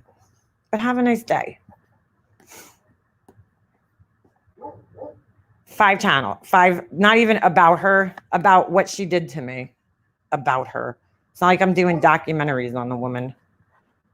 So, yeah. Yeah. Good try. Good try. You talk about her in videos, even though the title is not her name. This this person could go. This is getting old. Bye-bye. Bye-bye. You guys are just annoying. You really have to come up with some new shit to say. It's getting old. It's getting really old. Anyway. Hold on a second. Let me go in my YouTube chat. You guys could just block if you're mod in here. Like at this point, it's stupid. It's getting old. It's like I don't know what you are expecting. A documentary on her would be awesome, right? I don't fuck that. I can't stare at her fucking face that long. We were talking about the swattings, and then things just kind of rolled over, and I'm reading comments in chat. So fucking stupid. Did the first class of bad trolls get schooled, get out? Yeah, these are like the worst trolls ever. They're really, really like bad. It's just so like they say, dude, these people have been saying the same fucking shit. You want to talk about people that say the same shit? They've been saying the same shit for like years already. It's like you can't come up with any fucking new shit to say about me. Come on, in 3 years, that's the best you got? Yeah, they are stupid. Makes sense why they're here now. They have to defend their guilty leaders. Yeah, 100%. 100%. I'm going to kill this dog. Hold on a second. Kill this dog. Like these people too, with the whole like, oh, this person got more numbers or this person. I don't care, dude. I'm not here for that. Don't give a fuck. Hey, wild one. Yeah. Imagine you, like, your whole existence on YouTube was to be here to, like, defend some fucking train wreck. I'd be like, that's fucking sad. And you know what? I was thinking of this last night because I jumped up on Potty Mouth Mama's channel.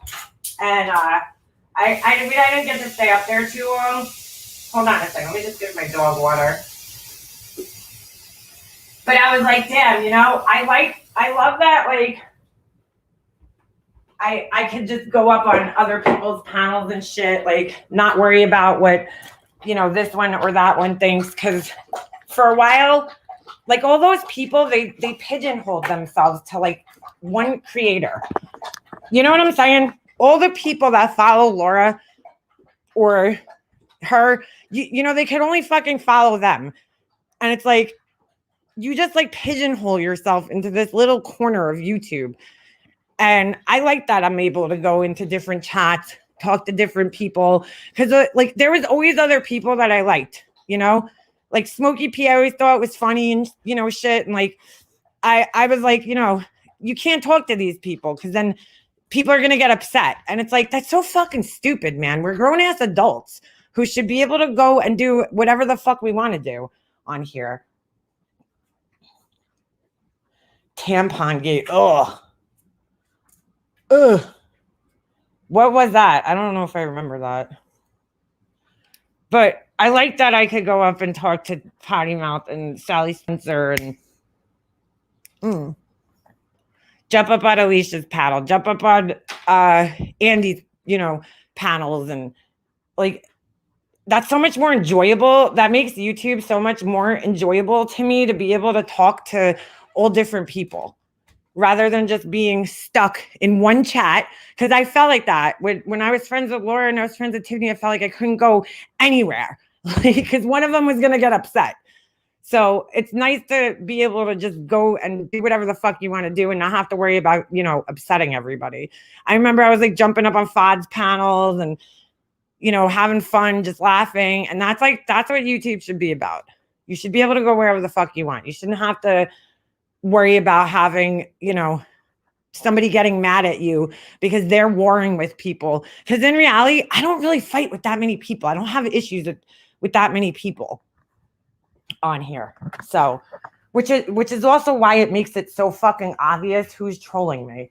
Like, you know what I'm saying? I really don't have issues with that many people here. So, like, it's pretty obvious where it's coming from. And like, they're just bad, stupid trolls, man. They don't even fucking make sense half the time. It's so stupid. Self-confidence is being objective and able to redeem yourself and use humbleness instead of bragging about what they have, not the other way around. Braggers need all your attention. They suck lots of energy. Yeah, don't care. Andy, you want to fight? You want to fight? Fight me. Just taking notes of everyone in here to report out. They don't see how transparent their trolling is. No, not at all. It's like, dude, really? And I just don't understand. Like, at least I have the balls to say the shit that I want to say on my channel, like from my own mouth. Everybody knows where it's coming from. I'm not going to hide it. Would you rather me go? These people hide behind troll accounts to talk shit. I'm not doing that. So the same people that are sitting there claiming, oh, you're obsessed with this, you're obsessed with that, they're obsessed with me because they're fucking making all these fucking troll accounts, putting all this fucking extra effort in to come talk shit. And it's like, dude, are you really that scared to talk to me and just say what you got to say under a regular fucking account? I mean, it's like, oh, Donna Marie, you could go, girl. Not. Somebody told me you posted something in my chat and the other day, and I'm sorry. Not okay with it. Not okay. Look, it's like, oh, my troll account got blocked. Let me come back in under here. Molly Go Hershey. Yeah, Capone, that's my channel. I've already fucking owned it. And owned it. And what are we talking about? That was a fucking how long ago, Capone? When was it? I don't even have the fucking email account to fucking log into that account anymore. I don't even know what the fucking email account. I already owned it. So what are you trying to get at, Capone? What's your purpose saying that? I fucking love that channel. I'm proud of it, to be honest with you. It's fucking hilarious. Yeah, Donna, you were putting watermelon emojis in my chat, and I don't fucking find any humor in that at all. So I can't have that in my chat. That's like a big no for me. I don't need anybody posting racist shit in my chat. Convenient time to show up, Capone. I know, right? After there was like 30 trolls in here, Capone shows up, just making himself more obvious. Don't block him. He's at least in here under his own account right now, for the time being. I want to find out who this God Almighty person is.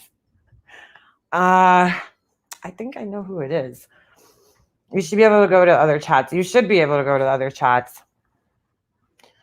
Yeah, the Molly Go Hershey. I'm fucking proud of that channel, man. That shit was fucking funny. I'm sorry. It was. I made some really funny videos on that channel. I'm fucking very proud of it. And I'll even say I fucking proud of doxing that bitch, because you know what?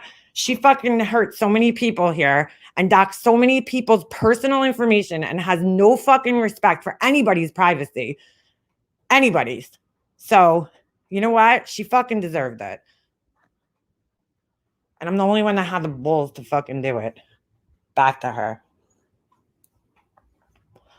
No, I gave one of my mods full permission because they sent me a screenshot of Donna Marie in my chat fucking throwing watermelons, and I'm not down with that shit at all. So I gave them full permission to block her if she came back in today or next time I went live, and here she is.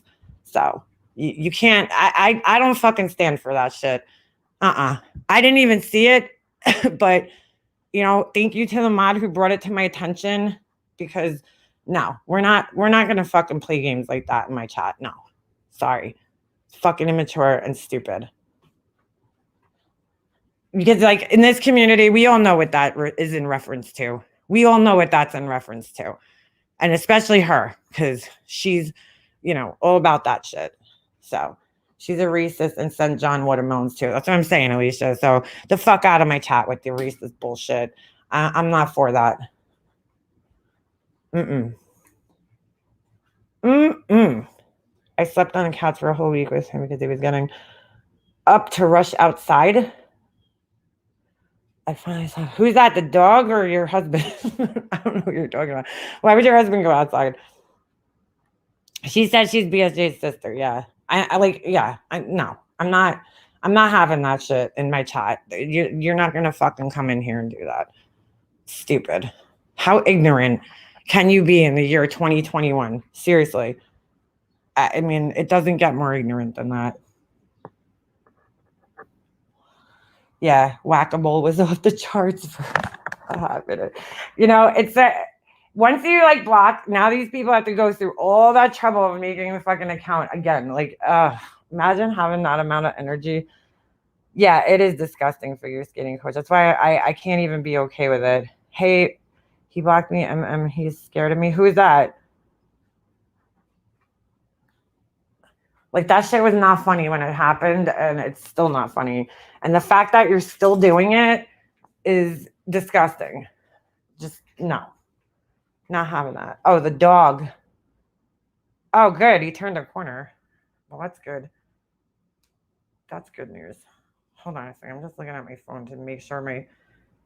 This is so weird. It's telling me my video didn't download, but here it is. Okay. Huh. Anyway, I have followed you for a long time, You've always been a pretty neutral person. That's why I subbed to you. Your head is screwed on pretty tight. Thank you, Narnie. I try.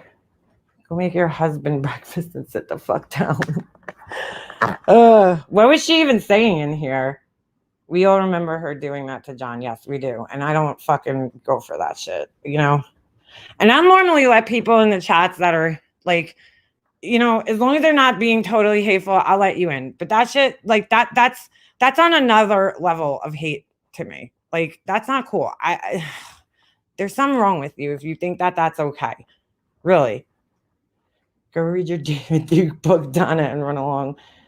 Yeah, I can't have that shit here. It's not cool. That needs an Oscar. Mario Hershey, my favorite of all times. I'm sorry, but that was like probably one of the best fucking troll channels ever made. I have to say, if I had to say so myself, I don't know why Capone keeps bringing it up, because I'm proud of that channel, dude. Very proud of it. I think I did a fucking amazing job on those videos. They were funny, yet informative. Capone, I think, is just jealous because he, you know, probably would love to do some shit like that, but just doesn't, you know, have the capabilities or the sense of humor. So I think he's you know what's really funny about that? Capone coming in here and saying that? He was fucking all for that channel. He was all for that channel. He had no issues with it. In fact, let's go look, because I'm pretty sure he left some comments underneath some of the videos there. I'm almost 100% sure that he left some comments under those videos. So let's go take a look.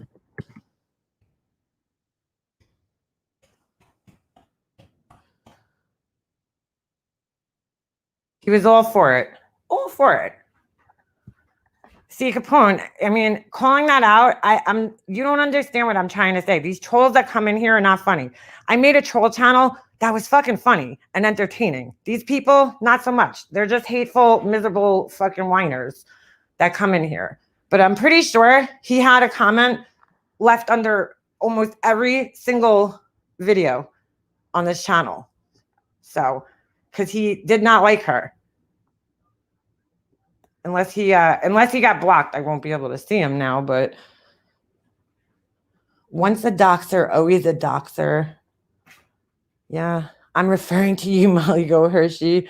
Gonna delete this one too? Nope. Definitely not gonna do that. She loves it. And I even have proof that she loves it. I have a screenshot from her Patreon where she said that she fucking doesn't want the haters to stop making videos. So since I'm a fucking giving person, I decided to give it to her. Hold on, let me see if I can find his comments. Did he get blocked? Because then I'm wasting my time. I just want to know if he got hidden. Do you guys see? Yes, I did B-Fergs.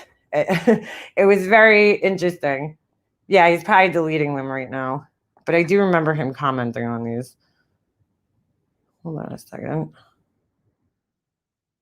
FoxyBot. Where is FoxyBot? She used to come in here all the time. I miss her. He probably is deleting them. I wouldn't be very surprised. 300. She lies. Her patrons are idiots. Go Blow is a lowlife. Yeah. I don't even know how to get into this account, so she could try to privacy strike it if she fucking actually cared, but she doesn't. I mean, she really doesn't. She just she's proud to have haters, which is fucking weird. But I definitely have a screenshot somewhere of her talking about how she doesn't want the haters to go away because, you know, she'll be irrelevant at that point in time. So, was this the one? Everybody. Ugh, I can't with her voice. Let's see. I'm trying to find Capone's comments under here. Good thing I wasn't screen sharing. Hold on a second. Ah, shit. I gotta fucking pull it out of the thing. I know he commented under here, so either he deleted them or I can't see him because I very much so remember. Oh, there we go. No, that's not him. I very much so remember him leaving comments. He might have erased them a long time ago because, you know, he don't want his fucking hypocrisy showing here. Why is this dude, why does this dude want to make himself the fucking center of attention in women's drama? I just don't get it. By the way, Molly. Hold on, I just have to mute. I can't stand her voice. Huh. Interesting. Irony, you pay Molly. That's Mona. How come I could see Mona? I have her hidden. That's weird.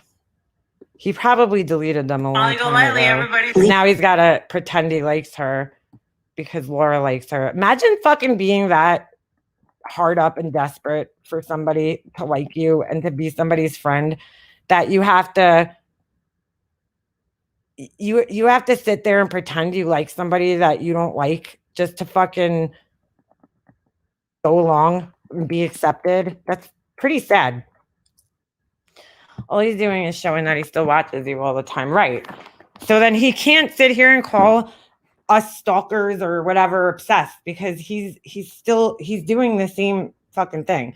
Oh, that's a follower to the fullest. I mean, just to the fullest. You're that desperate to be accepted by somebody that you'll flip-flop back and forth, liking somebody, hating somebody, liking somebody, because he talked quite a lot of shit about her from what I recall. So all he's doing is, yep, he's stuck in his basement. Yeah. He's like, Mom, make me a sandwich. I'm still busy here. Per Laura's policy, we can't take you seriously because you never cammed up or shown a pic. True that, Schrodinger's. True that. Yeah, he hated her, Alicia. Hated her. I can't find any of his comments. I'm not going to go through every video, but I do remember him commenting on that channel and being a big fan of it. So for him to even come in here and try to use it against me is pretty funny. Pretty funny. I mean, yeah, here's the other difference with him trying to use that as an example. This woman personally fucked with me, okay? These fucking trolls that come in here, I've never done anything to these people. I've never done anything to any of those people individually. Whoever the fuck they are, I know I've never done anything to them. So, you know, them sitting there going out of their way to make a troll account to come in here and tell me about myself is, you know, totally different. How old is he? Figure skating coach. He's like in his 30s. He's a young dude.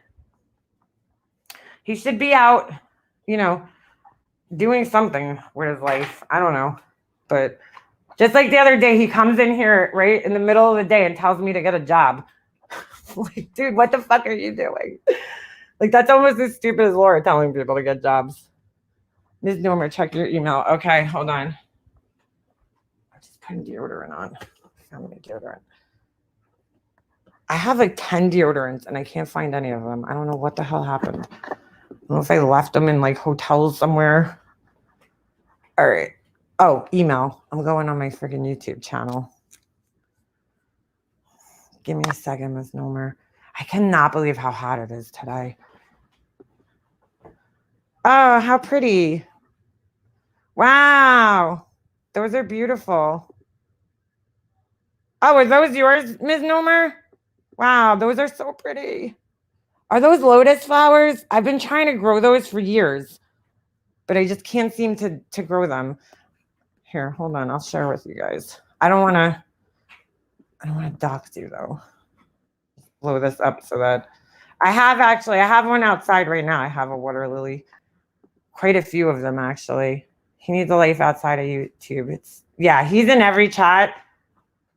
I mean, every chat. Beef Riggs, it's humid there. That's crazy because usually isn't Florida. Isn't it pretty dry there? Look at Miss Nomer's beautiful pond. Isn't that pretty? I love the elephant ears, the upright. Is that your pond, Ms. Nomer? The lotus are in the big pot. Yeah, back here. I have some too, but mine just won't grow tall like that. I think I started the seeds in February. So I think I don't know. I think they need a little bit more time to mature. If they don't bloom this year, I'm going to bring them inside, put them under grow light, and then, see if I could grow them. But I don't want to, let me see if I could scroll down on this picture. Because if I zoom out, I don't want, my email's going to be seen and I don't want to do that. So I'm going to pull a Laura. Let me see if I can scroll down. Why isn't it letting me scroll? All right, I just zoom out one. Fuck. All right, never mind. All right. Yeah, it looks beautiful though. I have the same water lilies growing. Let me close this before I end up fucking doxing somebody. Yeah, it's like 114 today. Holy shit. I need to repot some of my plants. Well, Alicia, I was trying to do that with my orchid the other day, but it didn't work out so good. So I'm gonna try this thing. It's called I might be saying the word wrong, but it's called a cocodema, I think, ball. So you take like the roots and you wrap them around, like you wrap them in a ball kind of, and then you don't really need to put it in a pot. So I'm going to try that with one of my orchids because it didn't bloom this year. And then I bought I want to try making a bonsai tree. So I bought a bush last night and I'm going to try doing that with the juniper. My sister lives an hour away inland. She gets dry heat. I don't mind dry heat. I hate the humidity. Yeah, he's in his 30s. He's in his... Fuck is calling from here. Sorry. The beast wanted to go have lunch with your sister. I'm like, yep. That is true. That is true. Jem, he definitely, has some issues, but it's fucking weird. It's fucking weird. Definitely has some issues. That is a beautiful pond. I love it. I have, let's see. Let's go see if I know I had some blooms that were just about ready to bloom. Let's see. I have been drinking ice water. I'm inside. Days like this, I don't even want to fucking go outside. I hate this heat. I'm like, the older I'm getting, I can't tolerate heat anymore. It's just like, it feels like so sticky, disgusting. I just want to camp on and lay.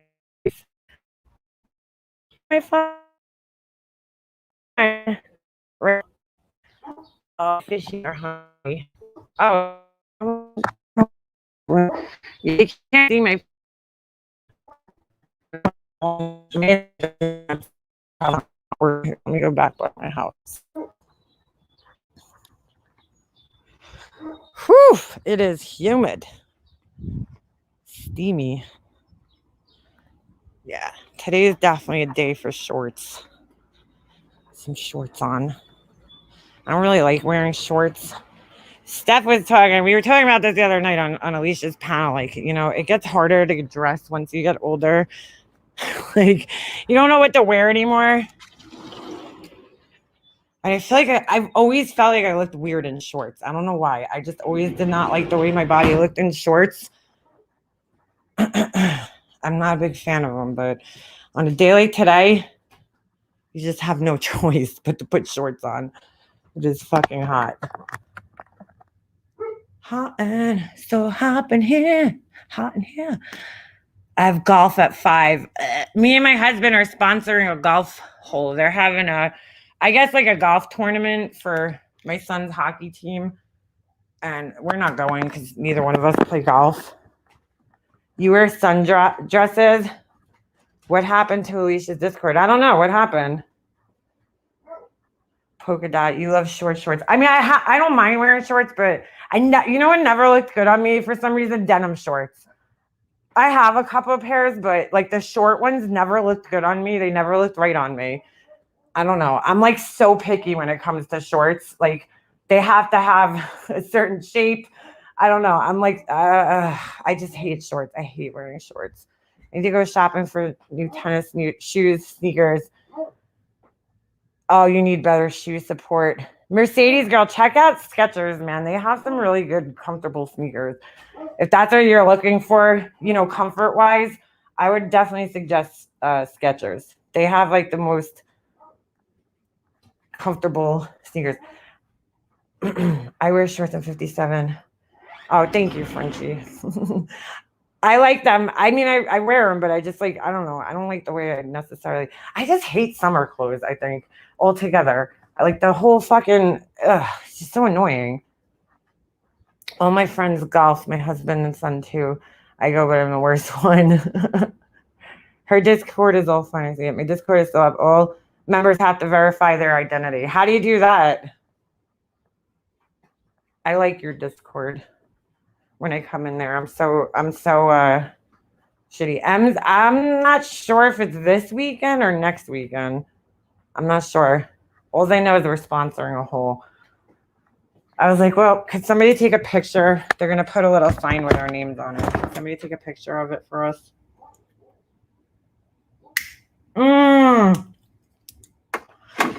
Beef eggs, I hate that. I hate when the pockets are sticking out. Oh, it irks the shit out of me. I have like Bermuda shorts, style denim shorts. I just like, I don't know. I just never looked good in those cut off denim shorts. They just never fucking look good on me. I wore jeans yesterday for like the first time in ages. I don't know. I don't even wear. They're like uncomfortable for some reason. Maybe because I got a little fat. They're not as comfortable. They must come in with their YouTube names. Oh, I gotcha.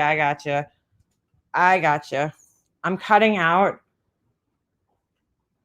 So you have to have your YouTube name. That makes sense. You don't want any trolls in there. Yeah, it looks ridiculous. I hate where the pockets are hanging out. It looks so stupid. Why would you want your pockets hanging out? I'm cutting out, Jem. I have to go get a new modem. I keep saying it, but I haven't done it yet. I really don't like it, but I go. It's fun to be with friends, and they are also patient with me.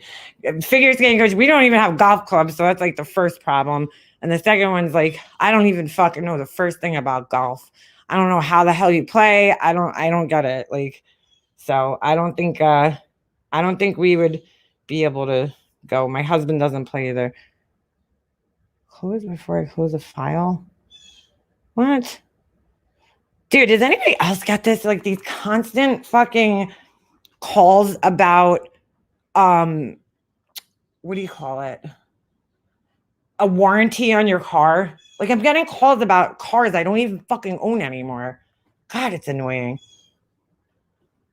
Oh, thank you, Miss Nomer. Golf is hard even though it looks easy on TV. Yeah, it is hard. I would have to say bike shorts, you know, the ones that don't totally go to the knees, very comfy. I have those, call me Frenchie. I have some biker shorts. Did you check your email? Oh, wait, you sent me an email too, Ms. Dorky? No, I didn't see that. I checked it before when Ms. Nomer emailed me. Hold on. I suck at checking my emails sometimes. So if you don't hear back from me, I'm not ignoring you. I just probably forgot. You might like, let me see. Oh, hold on a second. Huh. It's saying I can't. That's weird. It won't let me play the video or the clip. Let me see if I can open it on my phone. Hold on a second. My God, I'm sweating.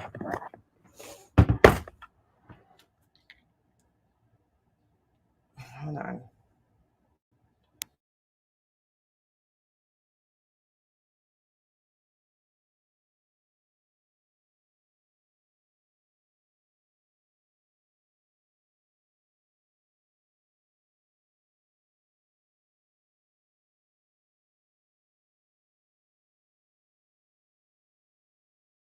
Bag. Why is this thing fucking with me? Son of a bitch. Now it's gonna start doing this. Hold on a second, guys. I just got a text message from this guy at my son's hockey rink because I have to forward him something. I designed a logo for them for their new, they want to make merch, you know, for like the parents and the kids and whatever. And so I designed, you know, a logo for them. And excuse me. And he's asking me to send it to him. So I just got to find my old email and just forward it to him. So just bear with me for a second. Nice. I was wondering what happened with that. That's going to be so weird. If they approve it, I'm going to have to like see my logo on like everybody's shirts. Cause a lot of the times when you design things as a graphic designer, you don't like see it, you know, like you design it. Like I've designed things that are like, you know, going to be in like the city, you know, like a window display, and I'm never going to fucking see it, you know, or at some store somewhere. So like, I never actually see it. I've seen pictures, you know, when it's all done, but like, I've never seen like up in person, really anything that I designed, except one thing. I lettered this guy's trailer. He was such a dick, that guy. We did a trailer. It was like a landscaping company, and I designed the guy a nice logo and did his trailer for him. And then he fucking tried to get out of paying for it. And that I would see every once in a while driving around because it was a local business. But I typically don't, you know, you typically don't see a lot of the things that you design. So like the invitations I've done, I don't see them. I send them to the person. I don't see what they look like when they're printed out or anything. But this shit, I'm going to have to fucking see like every time I go to one of my son's hockey games. So that should be fun. Let me just see. That's not the email. There we go. Let me just make sure that's the right one. Yeah, all right. Include attachments. Sorry, hold on, let me just email this. Here you go. All right. Hold on. Sorry, guys. All right, there we go. There we go. You sent to you in Google Photos. All right, let me see if I could open it on my phone. Because when I just went to go open that, it was giving me a weird error message on my laptop, and it was messing me up and muting my microphone for some reason. I hate when that happens. Okay. If it's a clip, I'm sure you guys will be able to hear it. Try the app. I don't have it. I don't think I have this app. Hold on a second. Google Photos. I didn't even know they had an app like that. See, I'm very stylish out there. Even my golf bag is different. The most is hot pink. Aw. Our neighbors kept avoiding us. Just found out they thought my son was an immigration officer. What? Oh, because they saw his uniform. Aw. That's so funny, though. That's fucking hilarious. Has anybody been following all this crazy shit that's been going on with Britney Spears? I feel so bad for her. Like, I wasn't like a fan of hers. I didn't listen to her fucking music, but I sympathize with what she's going through right now. And I heard this morning on this thing, she had a court-appointed attorney. This woman's made millions and millions of dollars, and she has a fucking court-appointed attorney. Like, what? Because her family is controlling all her money.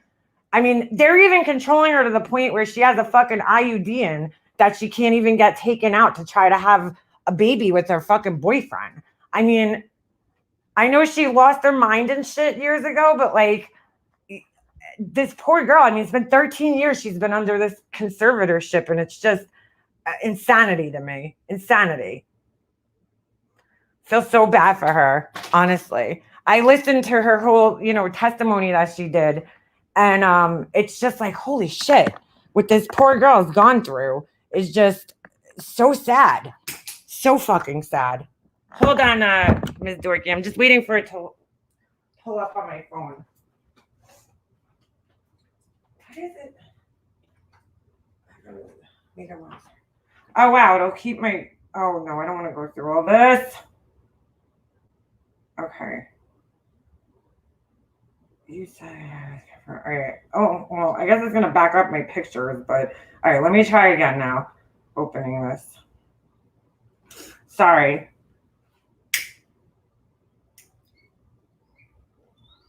Maybe this will work. All right. Oh, what's this? All right. I think it'll work. Months ago in New Jersey at a post office by what I would consider a Karen. And she looked like that. She had her Michael Kors jacket on, a puffy jacket, and I was talking to my friend Lisa in New Jersey, and I went like this with my mask. And she was standing way across from me, and she said, ma'am, you're not wearing your mask properly. She was like, no, you can hear me. And let me tell you something. I said, I really tried my best to, because I felt, I said, what the hell is she talking about?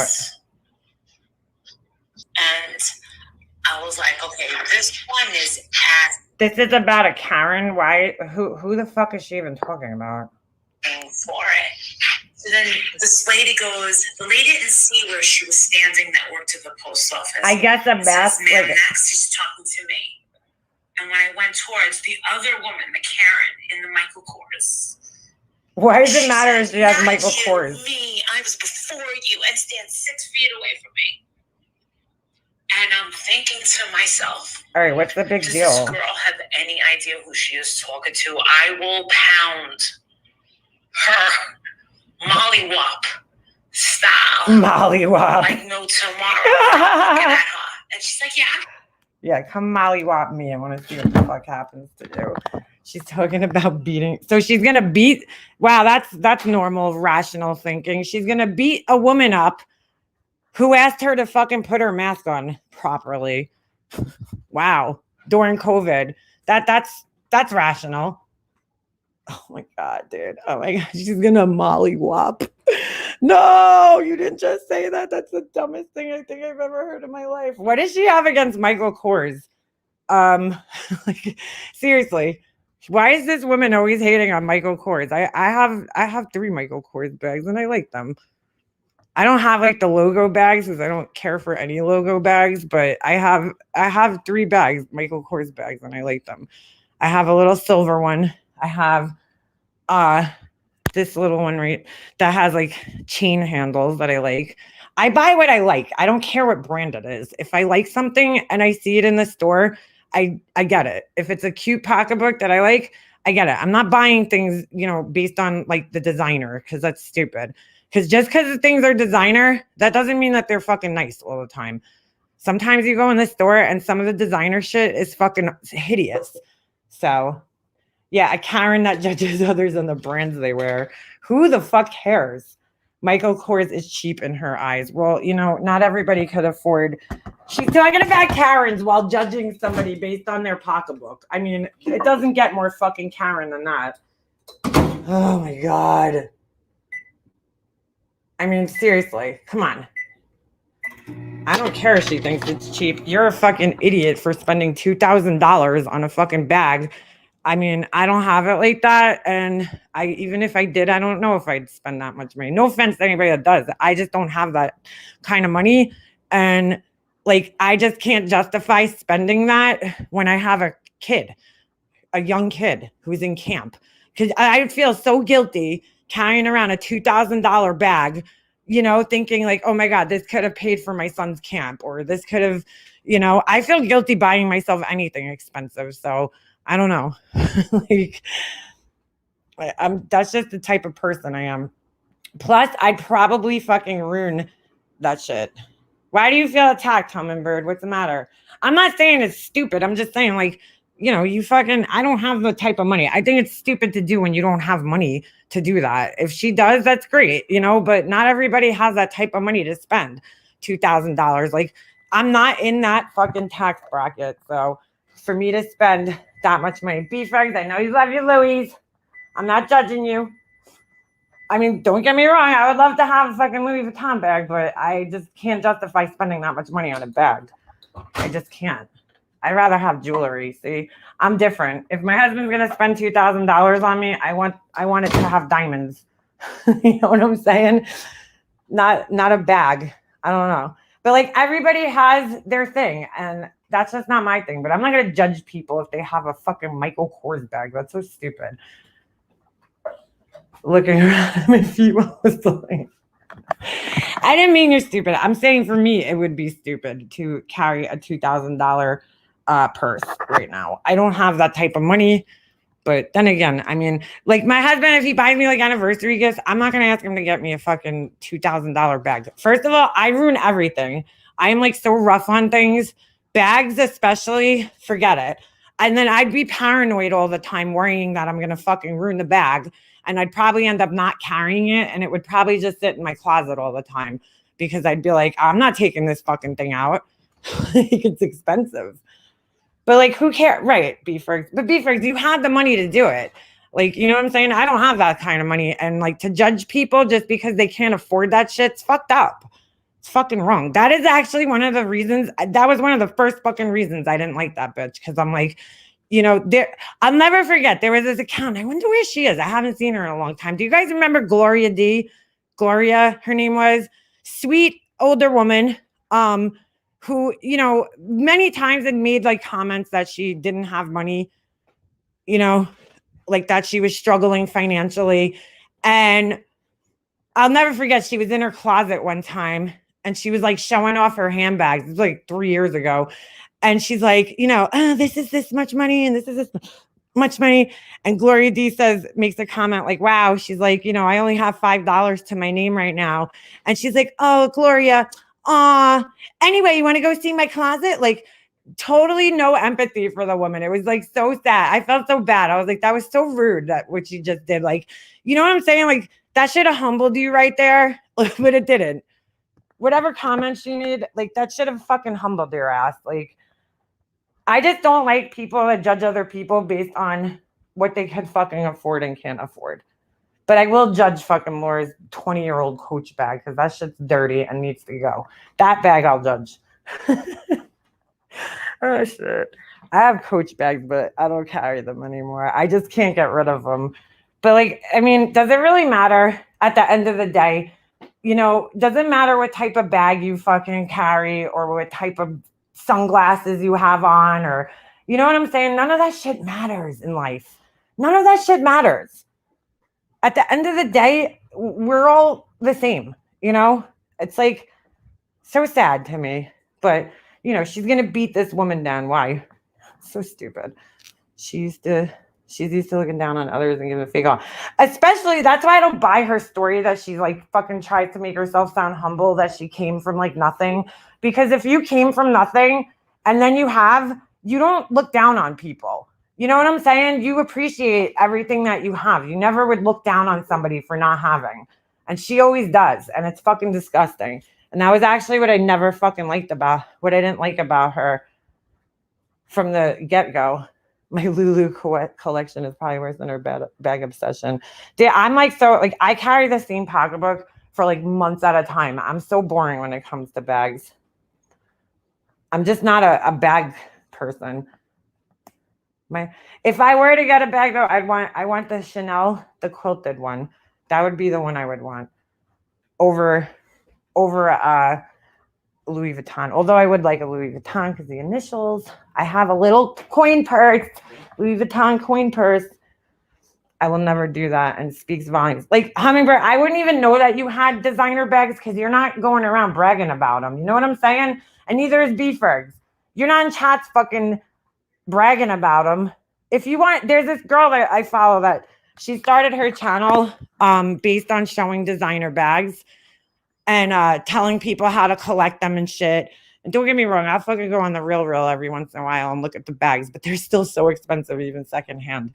Like for me, I just can't justify spending that amount of money on a bag for my financial situation. But hold on a second. I gotta plug my laptop in. My friend just said I had $1 million clothes collection. I have photos to prove it. You can take materials with you. Exactly. God, she had beautiful clothes. But you know what I'm saying? Like, she started it, but she's showing her bags, but like to help other people. Like, you know what I'm saying? And informing people who are also collectors. When you're just showing off for the fucking sake of showing off, you're an asshole. You know? It's like nobody, you know, you don't just show things just to fucking shove them in people's faces. Tory Burch makes nice stuff. Oh shit, what happened to my charger? Hold on a second. My laptop's like, I'd rather have a laptop, $2,000. Home renovation, maybe some plans too. Material things are impermanent. Exactly. I mean, it's a good thing to invest in bags because you could really make money off of them. So it's not a bad idea, but I'm not judging people by their fucking bags. That's ridiculous. Absolutely ridiculous. My son thinks Louis Vuitton is hideous. I gotta be honest, B-Ferg, like some of his shit is. Like I'm not personally like into all the bags on his thing, but I mean they're nice. But I'm not into like all of them. Like I would never carry the brown bag with the like light tan because I don't wear colors like that, which is a lot of his stuff. There's one Louis Vuitton bag I want. It's black. And it just has the metal LV logo right in the center. Just one on it. That's all I would want. I didn't start mine until my kids were grown. Yeah, exactly. I mean, that clip's shorter. Her just wanting to fight. Yeah. I want to fight somebody who asked us to, yeah, I showed you guys. I want to fight somebody who asked us to, asked me to wear my mask properly. Yeah, that's rational. I got my daughter the cutest Kate Spade bag for her diaper bag. I don't remember what my diaper bag was. I think it was just some fucking bag from like wherever. I was cheap. I wasn't about to be asking people to buy a fucking like $300 diaper bag that I was never going to use again. Because Ibico had a nice one. I forget what designer it was. Marshalls, you can find great stuff. Even if you go to like what's that place? Nordstrom Rack or even like Saks, the bags are still fucking expensive there. It's crazy. My diaper bag was from Walmart, just normal. Yeah, I think mine was, I had a black one. I think it was from Babies R Us. It was like $100 and something. My grandmother paid for it. My poor Nana. My poor Nana. I agree, Ross and Marshalls. They don't have Ross here. I like, Shanna, I'm the same way, girl. I'm the same way, girl. I got sick of my bags. And I'm like, ugh, why did I buy this? And I like small bags too. I like looking on the Real though. Let's look at the Real. They have nice stuff on there. And it's all like authentic. You don't have to worry about it being what do you call it? Fake or anything like that. Why do you have to create an account? I just want to fucking look. Come on. Hold on a second. Ugh, how annoying. All right, we'll just sign in on my Apple account. So stupid. Ugh, I can't use my... Why do I have to do this? I don't want to type my Apple ID. I don't even know if I know what it is. Hold on a second. Let me try this. Why do you have to fucking... I hate these websites that make you sign in. I guess because I have the app on my phone, it doesn't make me sign in.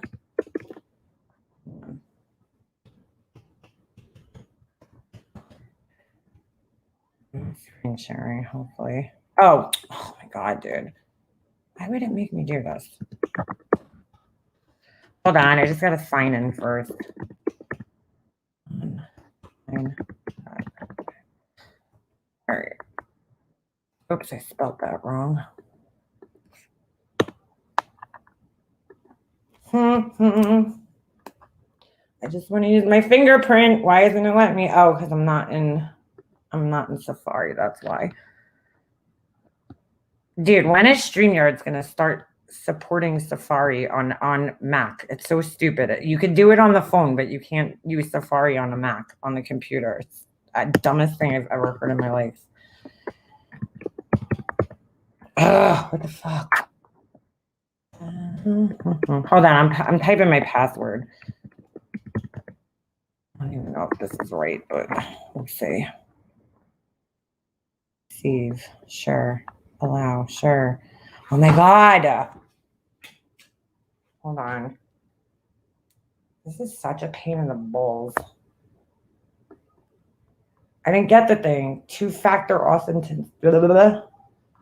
Didn't get a code. Well, I did get it, but hold on. Where would it come? As a text? I don't know. Resend code. There it is. Allow. Okay, hold on. Trying to sign into this bullshit. Everything's got to be such a pain in the ass. Like, I'm not worried about people coming in on my... Oh my God. Oh. All right, thank you. I already have an account. Oh my God, dude. Why is this making me do this? I don't have an account yet. Continue. Oh my God. All right, no thanks. There we go. Finally. Finally. What a pain in the ass. They have some nice stuff on here. I just don't know how it works. How do you buy things on here? Share. Amanda, have a great day. Bye, Amanda. All right. Let's see. Luxury consignment. And it's still fucking expensive. What is this? Hold on. The real. Oh my God. I fell asleep with my contacts in and I still haven't taken them out. That's probably not good for my eyes. See, look, that's a cute little bag, but it's really small.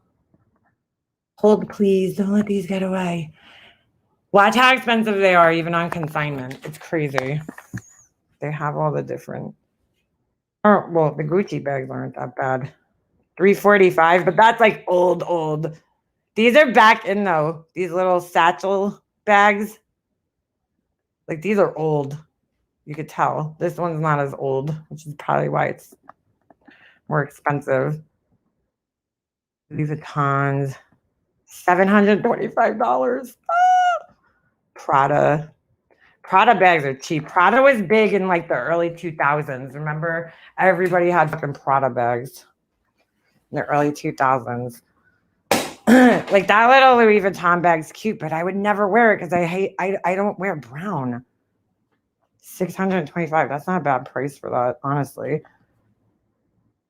But you have to get these, like, there ain't no looking at this shit and then thinking about it. You probably have to buy it as soon as possible. They're all brown. I don't do brown, so that would never work for me. I like the Gucci bags, honestly.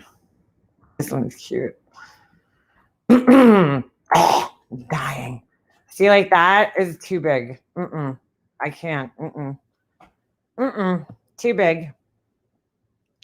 Too big. Fendi. Oh my God. These like remind me of the bags I used to carry in high school. It's so funny. What the hell is this thing? Is that a bag? That thing is crazy looking. Looks like a bowling ball bag. See, I like that.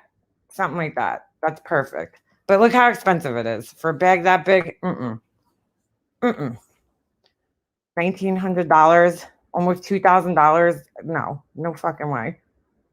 No fucking way. That's hideous. That's the bag I want. But it's $2,000. That's exactly the one I wanted. That's not the real logo, though. I mean, it's their logo, but like, what is this even made out of? That's cute. I'm going to obsess it. That's cute. That's new. I'm surprised it's on here because that's actually new, isn't it? I don't know. I don't follow their bags. That thing is fucking hideous. Sorry, but it is. That's hideous too. $8,000 for that. Ugh. Like that thing's ugly to me. I'm sorry. It's tacky looking. I don't like that. Sorry. As Laura says, sorry, not sorry. How could this big bag be less than that bag? I just don't get how they price these things. I don't get it. I like this one. I like this little Gucci bag. It's cute. I'm so boring when it comes to pocketbooks. I hate like that ugly ass thing. Mm-mm. See, I like this little Chanel bag. If it was black, that's cute. That's what I would carry. Something like that. I do not like fucking big giant bags. I used to carry them, and then I realized that I kept like too much shit. I would have way too much shit with me. I'd be carrying like, stuff that I really didn't need to have with me. So I like to keep it small. Google a Birkin. Oh, girl, yeah, Birkins are ridiculous. That's just fucking absurd. $20,000 for a bag. Get the fuck out of here. Get the fuck out of here. Mine's going to have like, you got to remember I'm a mom, so I'm going to have like fucking goldfish crumbs at the bottom and fucking, gummy fucking bears stuck to the inside. Because that's mom life. For $20,000, Most of these Louis Vuitton bags are brown. Why is that? Do they like not make other colors? Like the Gucci bag, I could never wear that. That would not match with anything that I own ever. I like this one though. This is cute. I'm so boring. I am so boring when it comes to bags. Just so boring. I like to keep it simple. I don't like a lot of busy patterns and shit. There's a lot of Louis Vuitton bags. Everybody's selling this one, huh? The same one, it looks like, but it's not.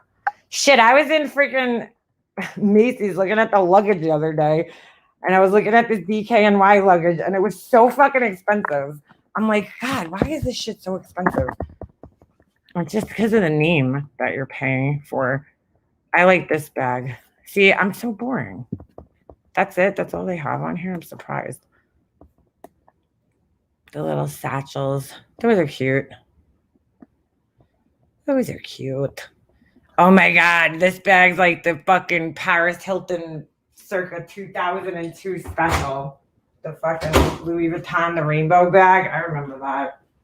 Paris Hilton had that bag. Where's my coffee? I lost my coffee. Oh, there it is. See, like that is hideous to me. That is so ugly. I don't like that. Would never carry that. I like this one, actually, because it's plain. I'm so boring. I'm so boring. Louis Vuitton, that's weird. What the hell's that thing? Oh, I remember this. The Masters collection. That's actually kind of cool. I'm not going to lie. I like that. Rubens. Kind of cool looking. That's cute. I like this one. I like the plain white one's cute. I'm not into like I like this one too. This one's really cute. I'm not into like I'd carry this all black everything. That's cute. This is cute. This Gucci bag's cute.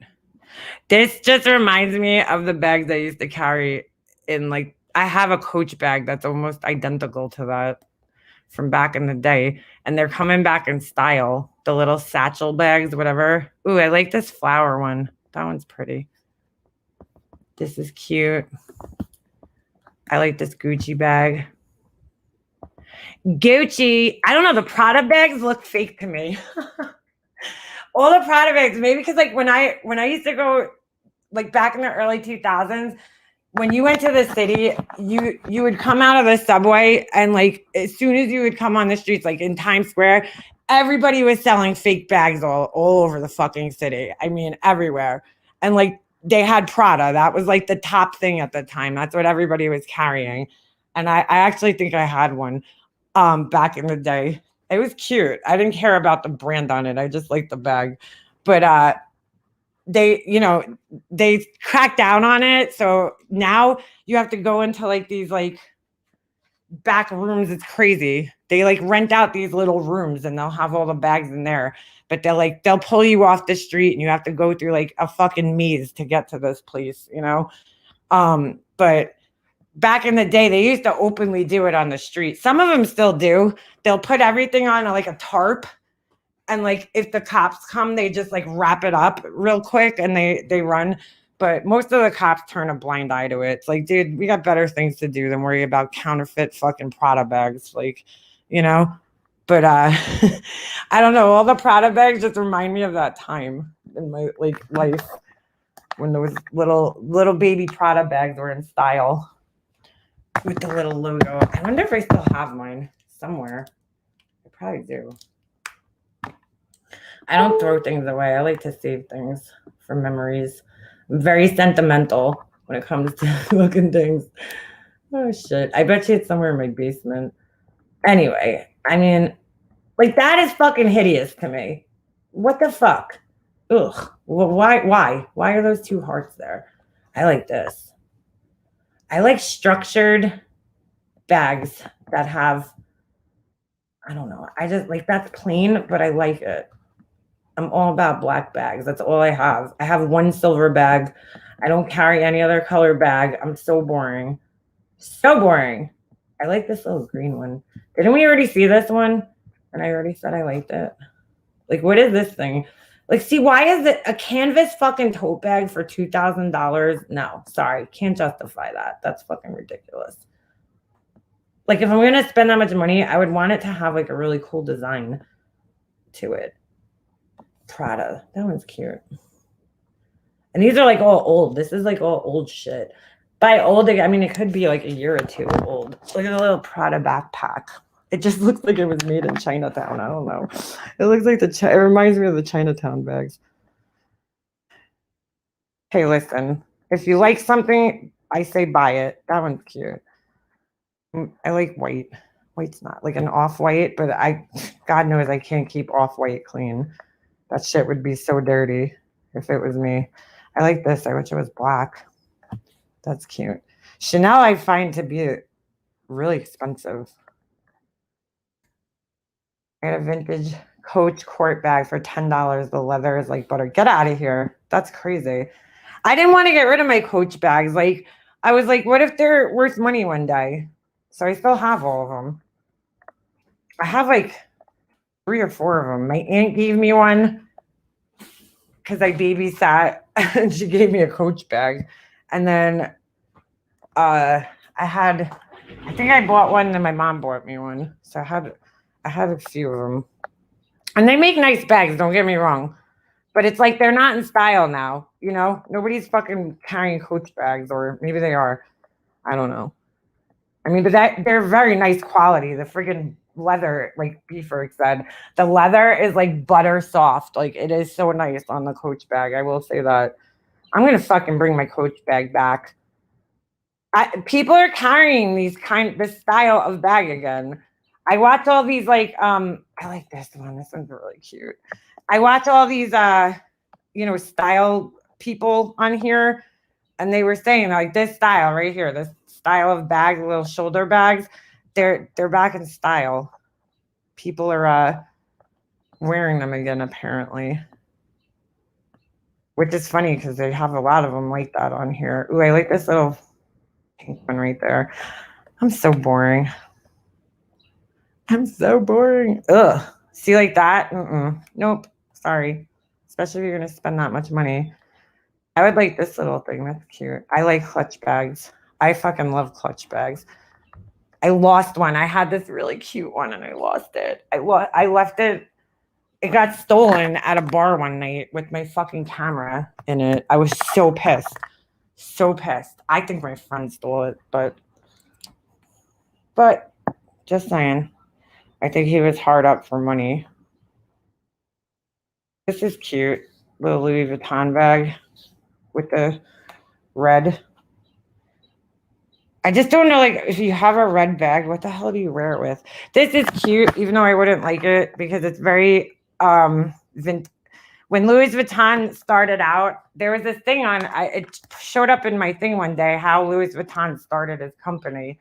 And like back in those days, they used to put all the, I don't know if they were stickers or patches or something on the luggage, you know, when they traveled, kind of like to show where they've been.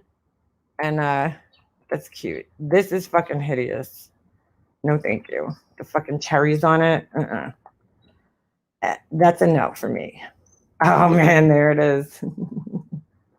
The rainbow. The rainbow. You ever see some of the celebrities like Jeffree Star or who else was it?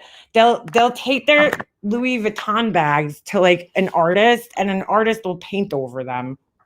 It's fucking crazy.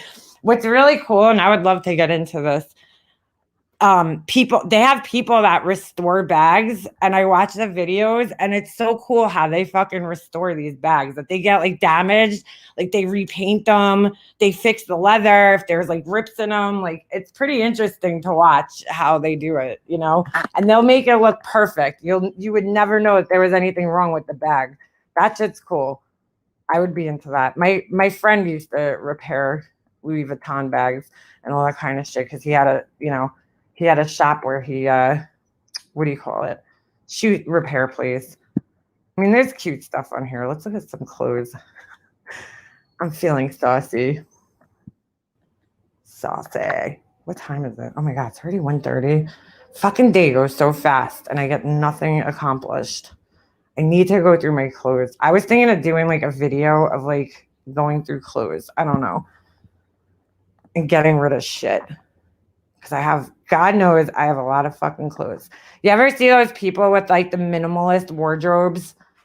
I'm like, how do you survive? You lie. You lie. What the fuck does this mean? Dude, what does this mean? Come on. If you're going to come in here and fuck with Just Angel, make it fucking something that we can understand, please. Please. This makes no sense. You lie, not so, Just Angel. What does that even mean, dude? Trolling me, rolling, don't start your lane. BS. Hummingbird, you changed your picture. I'm not going to be able to recognize you now. Or is that just on StreamYards? Because I know sometimes I've been a cleaning fool today, but I stop and type. I really need to go through my clothes, like bad. I even need to go through Jesse's clothes because like he fucking grew so fast. Ugh, such a pain in the ass when they grow so fast. But he grew out of a lot of his clothes. So I have to get rid of shit. I feel like I'm constantly getting rid of his clothes though. Like, cause he grows so fast, this kid. He's like a weed. Let me see what they got. Let's look at some dresses. I like looking at clothes better. Designer shit's funny too. Some of it's like so hideous. See? Ugh. Some of the shit is just fucking ugly. What is that? That is hideous. Not that bad though. Not bad. Blue marine. I don't know. Some of these things I'm like, what the hell's this? Does it come with the the belt? It looks like a fucking church dress or something. I don't know. Why does it say the real 10? That's pretty. This dress. I love looking at dresses. Do you guys? Oh my God! You gotta follow this guy if you're into fashion and shit. His name's Gunnar Dethridge. He was a contestant, and I don't know if he won it or he got pretty far on Project Runway. I used to fucking love that show. Love that show. Dude, he has the coolest videos. He'll go to like a store and he'll find like a fabric and he'll just like make these like fucking sick dresses. It's so fucking cool. And it's like he does so many of them. I'm like, how the fuck do you do these so quickly? It's oh my God, it's just so cool though. But he goes on like he'll even do like fun ones where he'll like make it out of like, you know, like they do on Project Runway where they'll go to like a candy store and make an entire dress out of candy or some shit. It's so cute. I'm so excited for it to get here. I freaking love it. What you got, Nams? You got furniture? Is that what I just heard? Photos don't do it justice. I'll send you a video once it arrives. What are you getting? Send me a video. I want to see. Some of these dresses. Oh my God, what the hell is this? This looks like something you'd wear in the fucking 80s. That thing's ugly. Some of this shit is like, what the hell? No. Yeah, no. I've never heard of any of these brands. I thought it was going to be like high fashion, like fucking some of these brands I've never even heard of. Helmut Lang I've heard of. Oh, look, Pirate Calypso.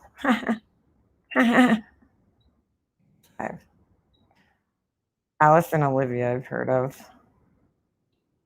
Like a lot of these brands I've never heard of. Like this is fucking hideous. That looks like a grandma dress. Ooh. Here, who wants to get the St. John dress? You could be like Brian, the Brian St. John dress. This is cute. Extra small size too. Badgley Mishka, I've heard of that. I thought they would have like really pretty dresses on here. I'm a little disappointed. I've never really looked at the clothes on here. And now see, like if you buy this and you go wear it, people are going to judge you. Like, oh my God, that's so like 2019. That dress is so 2019. This is pretty. Here's Ledger. Size medium. What if it doesn't fit you? What if you order this shit and it doesn't fit you? Like this, like a Fendi dress for $995 and then it doesn't fit you. That would suck. This is cute. Alexander McQueen. Do the chains, are they printed on there? Oh no. Oh no. That's ugly. I wouldn't wear that. Oscar de la Renta. The fuck? How are the fucking dresses less money than the bags? I don't understand. I guess because of leather. I don't know. I don't fucking know. I don't even know if they use real leather on these bags anymore. Everything's like fucking, you know. So, whatever. I'm exaggerating, of course. What are you exaggerating? M-Town is a beautiful, not the compressed wood crap. What are you getting? Almost the price of a car. What? What? What are you getting? I'm like so lost. A couch? Oh, bedroom furniture. Oh, nice. Good for you. I need new benefit. I still have the same fucking dresser that I had when I was growing up. Like, I think my mom got it custom made though. So it's a nice dresser. It's black. It's like black, pretty plain. I changed the knobs. That's about it. And why do I have this stupid fucking comment pinned here? Are they still in here fucking with Angel? Like, why? Live for 2 hours. Controlled by better, for real, Angel. The fuck, dude? Count wants attention. Yeah, somebody who really fucking needs attention. Check out Ralph Lauren. Banana Republic and Hollister dresses. Those are my go-to places. You know where my go-to places? I like BCBG. Their dresses are fucking amazing. If I have to buy a dress for like an event, that's where I go. But they don't even have there used to be a BCBG outlet, which was great. Or they would have it at they sell it at like Nordstrom and shit, but I just love their dresses. I'll go to like Lord & Taylor or something. That's what they need over here. I need a fucking Lord & Taylor or Nordstrom Rack or something. We don't have anything like that over here. There's Nordstrom Rack, but you got to drive to get to it. All the department stores in my mall closed. We used to have Sears, JCPenney. What else was there? Macy's is the only one. Somehow Macy's fucking always manages to survive. They always make it through. Lord & Taylor closed? Really? Like the whole company is gone? Holy shit. All right. Well, never mind about that. Macy's always fucking lives. I don't know how the fuck it does it, but it does. I love Macy's. The assholes are back. Must be lunchtime. I know. So it's like, here we are talking about fucking dresses, for fuck's sakes. And these people have to come in here and start shit. I took out a JCPenney card, and a few weeks later they closed it. I love Penny, so I'll travel. They don't have JCPenney's around here. How does Kohl's survive and fucking Lord and Taylor is closed? I know a lot of people love Kohl's, so don't take offense to this, but I'm not a big fan. I'm not. I just never find anything in there. I don't know what it is. Every time I go in there, I cannot, like, I'm not a big fan of the brands that they sell, I guess. Every once in a while, I'll see something cute. They'll have like the Lauren Conrad. Is that still in there? Or J-Lo? Didn't J-Lo have a brand there? And it's like, I don't know. Maybe I was too young when I used to look at that shit. Promote that jawline a few inches. Are they still in there? I can't see this person. My mall is a ghost town. Most exciting store is when Spirit of Halloween comes. Oh, Spirit Halloween. I love that place. The old Bon-Ton store. Yeah, like there's no like department stores. They all closed and they're just sitting there empty. Sears is gone. And so is JCPenney's. Dude, JCPenney's completely closed though. I know Sears did because my mom worked for Kmart for 17 years, and they were bought out by Sears, and then they closed everything. They closed Sears. They closed. I don't know if they exist online anymore, but yeah, they totally fucking closed. Like the department stores are out. My malls, a lot of stores closed during COVID. Like Banana Republic closed,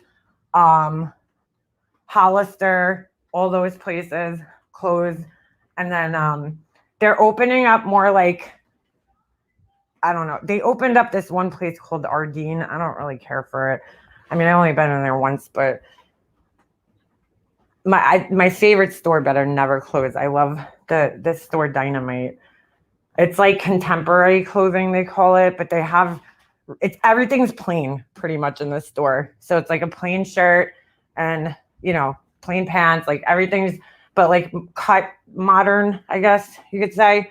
It's kind of not expensive, but it's not like cheap, like Forever 21 cheap, but like a shirt will be like $50 maybe in there, $40-$50, which I don't mind spending if I'm getting quality shit. It's really sad. We actually still have JCPenney, but it's always dead. Yeah, JCPenney like went down. I didn't like their clothing. I don't know. They're like on the same like level of Kohl's. I feel like they don't have like Macy's has nice shit. They have that whole line INC, their brand that they have. Like I like that stuff, They have nice stuff in there. I don't always wear it, but like I like it. Some of it's a little too old looking for me, but I don't know. JCPenney is just JCPenney closed over COVID out here at Vice City. That store's been around for years. That's so sad. It is. All these like stores from when we were kids. The saddest fucking store that closed in the last couple of years is fucking Toys R Us, dude. I'm still upset about that. Like, I just feel like it's just not the same, It's not the same. I used to love bringing my son to Toys R Us and letting him pick out something for his birthday, And it's like, it's not the same going to Walmart or Target or ordering on, Amazon. Like the whole experience of going in the store is like what I loved. But you know what? Their prices were ridiculous. That's what killed them. They couldn't compete with the prices for, Walmart and Target. And that's why they went out of business. I love their clothes. They're not their casual stuff, but their business attire. Where's that, Ems? I've been buying all of my summer sandals from Penny's too this year. I thought they like totally closed down. I didn't even know. Brooks Brothers. Is that like Land's End? My dad used to wear all Land's End. Like that's all he wore. Was Land's End. The pants, the shirts, everything was from Land's End. I mean, he had like some like Perry Ellis and shit, but I love their clothes. Who? I guess you're talking about Penny. TC Penny's. My mom used to like them. You never been to Toys R Us, Angel? Oh my god. Dude, Toys R Us was the fucking jam. It's so sad. They closed. I was so upset. We still have them up here, but we have several others. That's so weird. I wonder why. You know, I don't know if is Dillard's still open. I know that they have them out of state, like in Pennsylvania. Dillard's is nice. We don't have them here, though. They don't have any Dillards. My dad only wears Columbia. That's so funny. I like Columbia. I was born and raised in Palo Alto, but many years lived in San Jose. That was Toys R Us big downfall. My boys were into Nerf guns. They were always at least $20. Yeah, that's what I'm saying. They were $20 more expensive than Walmart, but they always had so much more to choose from. Like even like with the Legos and like, you know, they had that huge Lego section. Now you go into Walmart and it's like, you know, it's like, And we have a Lego store in our mall, thank God. But I love my mall. We have a pretty good mall, but a lot of the stores went out of business during COVID. So a lot of these companies just like they can't compete with the online market. It's sad. It's like are malls gonna be a thing of the past one day? Like, you know, think of how much malls have changed just from when we were kids. Because like you didn't. All right, back in like the 80s and like even the early 90s, you couldn't go into a mall that didn't have a fucking arcade somewhere, right? They had an arcade. Every mall around here had an arcade where you go and you play video games and shit. Your parents give you like $20 and they're like, don't leave this fucking arcade, you know? Like, don't leave it. And they go around the shop. Shit, I remember when my mom used to smoke cigarettes in the fucking mall, in the hallway. Like, they changed so much. My favorite store, oh my God, my favorite store in the mall was Sassy's. I don't know if they had that everywhere.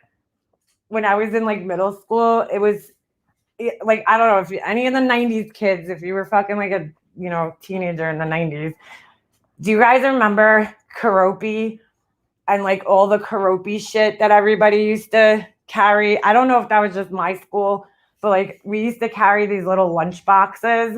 These like, that would be like your pocketbook, you know, like this little box, like a metal one or a plastic one from Karopi. Or they had, what was it? Hello Kitty, Karopi. Who was the other ones? The dog. I had one with the dog. I can't remember its name, though, to save my life.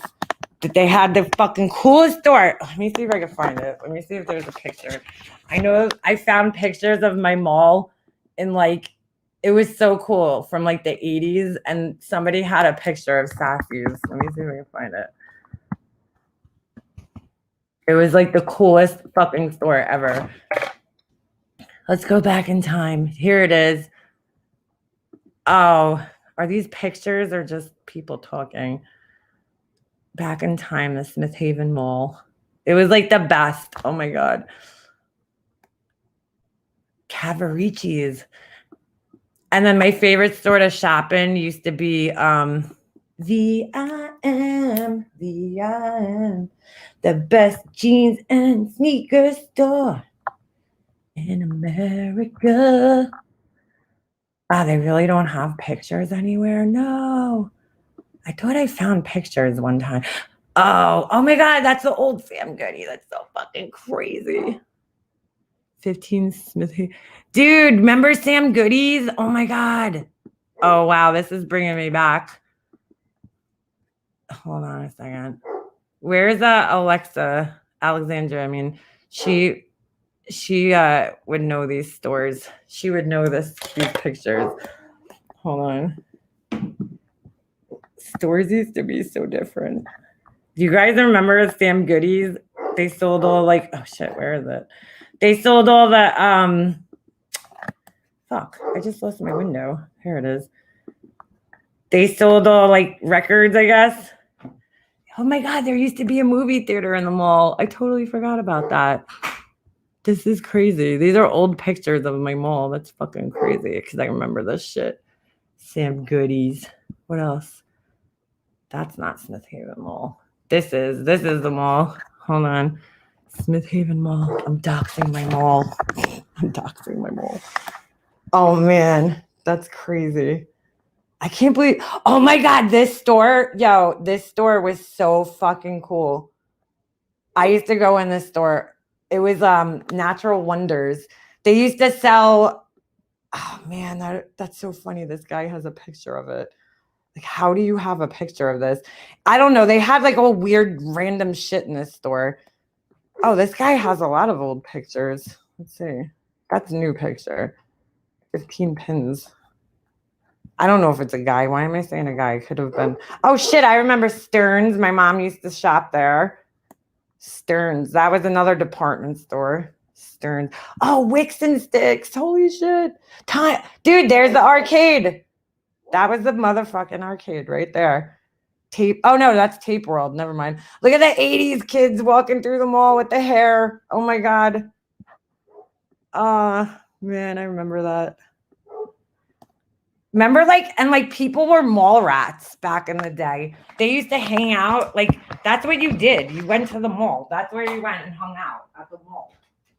All the kids that like dressed like alternative used to like hang out outside with their big fucking Jenko jeans and their. Meanwhile, they'd be like, "Yo, we're so against commercialism," but then they hang out at the mall all the time. Holy shit! This is bringing back some memories. Yeah. Oh my God, look at the old Spencer's Gifts. I remember it being there. Wow. Spencer's Gifts. They still have Spencer's in my mall. Sam and Libby. I remember that. Holy shit. They have Spencer's, but it moved. This is not the Smith Haven Mall. Maybe it was. I don't know. I don't remember this. Sam Goody's. This place, this was a store. Dude, this store, I don't know what the fuck, but it just had the coolest shit in there. They had like, I don't know, I can't even explain it. They had like cool, like weird gadgets, but then like, I don't know, they'd have like statues of like bears. I don't know, fucking weird shit in this store, but like cool shit. That was an awesome store. Everything was so goddamn expensive though at this store. It was like fucking way overpriced. This is not the Smith Haven Mall. Hold on a second. Abraham and Strass, it's terrific page. Yeah, I don't think this is a Smith Haven Mall. Maybe, no, it's not, because they didn't have that floor in there. Holy shit. Look at how ugly the floor was. Oh my God. The fucking tiles. Baskin Robbins. I don't even remember there being a Baskin Robbins in the mall. That's crazy. The good old days. It's like crazy how much time changes. They used to have ashtrays in the middle of the mall. Oh my God. Lake Ronkonkoma mall stores. I bet you Laura hung out here because she lived right by this mall. She grew up right down the block from this mall. 17 stores from your childhood that no longer exist. Let's see. Let's see what's on the list here. I remember that. Imaginarium. There was some cool shit back in the day, man. It just sucks. Everything's going out of business. Oh, Natural Wonders. All right. I thought it was exclusive to my mall, but I guess not.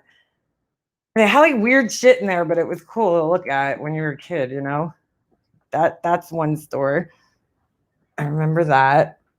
Discovery Channel store. I remember those. I think there was one in my mall. They had Brooks, and then what was the other one? I can't remember the name. Oh my God, the Warner Brothers store. I don't think my mall ever had this, but I know there was another. I've been to one in the other malls. We had the Disney store. I used to love the Disney store. You walk in, even now when you walk in the Disney store, it smells like Disney. It's so weird. It just smells like that smell. I don't know what it is, but these pictures are so blurry. KB Toys. Wow, they were in business from 1922 to 2009. That's fucking crazy. See, like, there's no little toy stores like that anymore. Why are these pictures so blurry? What's this? Oh, Discovery Zone. I'm going DC at Discovery Zone. Remember that place? Club Libby. Libby Lou. I don't know. I don't know if that was around when I was a kid.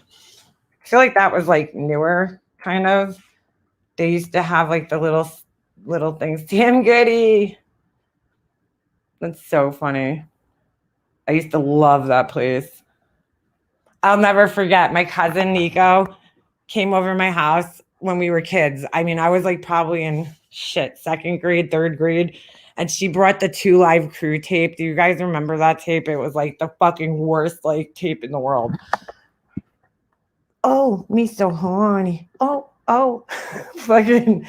So she brings it to my house.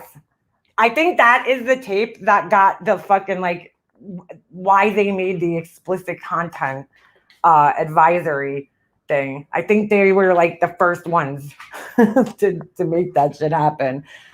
And me and my brother, she left the tape at our house, right? So me and my brother are in the basement listening to it, and we're like cracking up. And my mom comes downstairs and she's like, "What the fuck are you listening to?" Like they were talking about like sucking dicks and all sorts of crazy shit. My mom's like, "What are you listening to?" She like rips it out of the tape player. I think she like ripped the tape out of the, like the fucking that cellophane shit that was inside. And she called my aunt up. She ratted my cousin out. My cousin got grounded for having a fucking tape. Could you imagine? This is crazy. So then I remember we went to the store, the record store, or the tape store, whatever the fuck you want to call it, because I wanted I so badly, I think it was the year Boys to Men came out with End of the Road or something like that. So there was some Boys to Men single that I wanted, because my mom was so cheap sometimes. She'd be like, she wouldn't buy me like the fucking whole CD. She'd just buy me like the single because they cost like $1.99 or whatever. And you just get the tape with the one song on it. It's like one song on the other side. I got, so there was a kid online in front of us, and he was probably like a year older than me. And his mom was getting the 2 Live Crew tape because she didn't fucking know. She's probably just buying it. Meanwhile, I don't know how she didn't know, because I'm pretty sure the cover of that was like a bunch of women's asses and legs. But fucking, my mom ruined that kid's day. I'll never forget it. She was like, she goes up to the lady. She was like, "Do you know what they say on that?" And the lady's like, "No." My mom's whispering to her what they say. And the mom starts flipping out on her kid in the middle of the store. I was so embarrassed. I remember I walked outside and waited in the hallway because I was like, dude, my mom just ruined that kid's day. She just ruined that kid's day. That kid was almost there, man, to get that 2 Live Crew tape.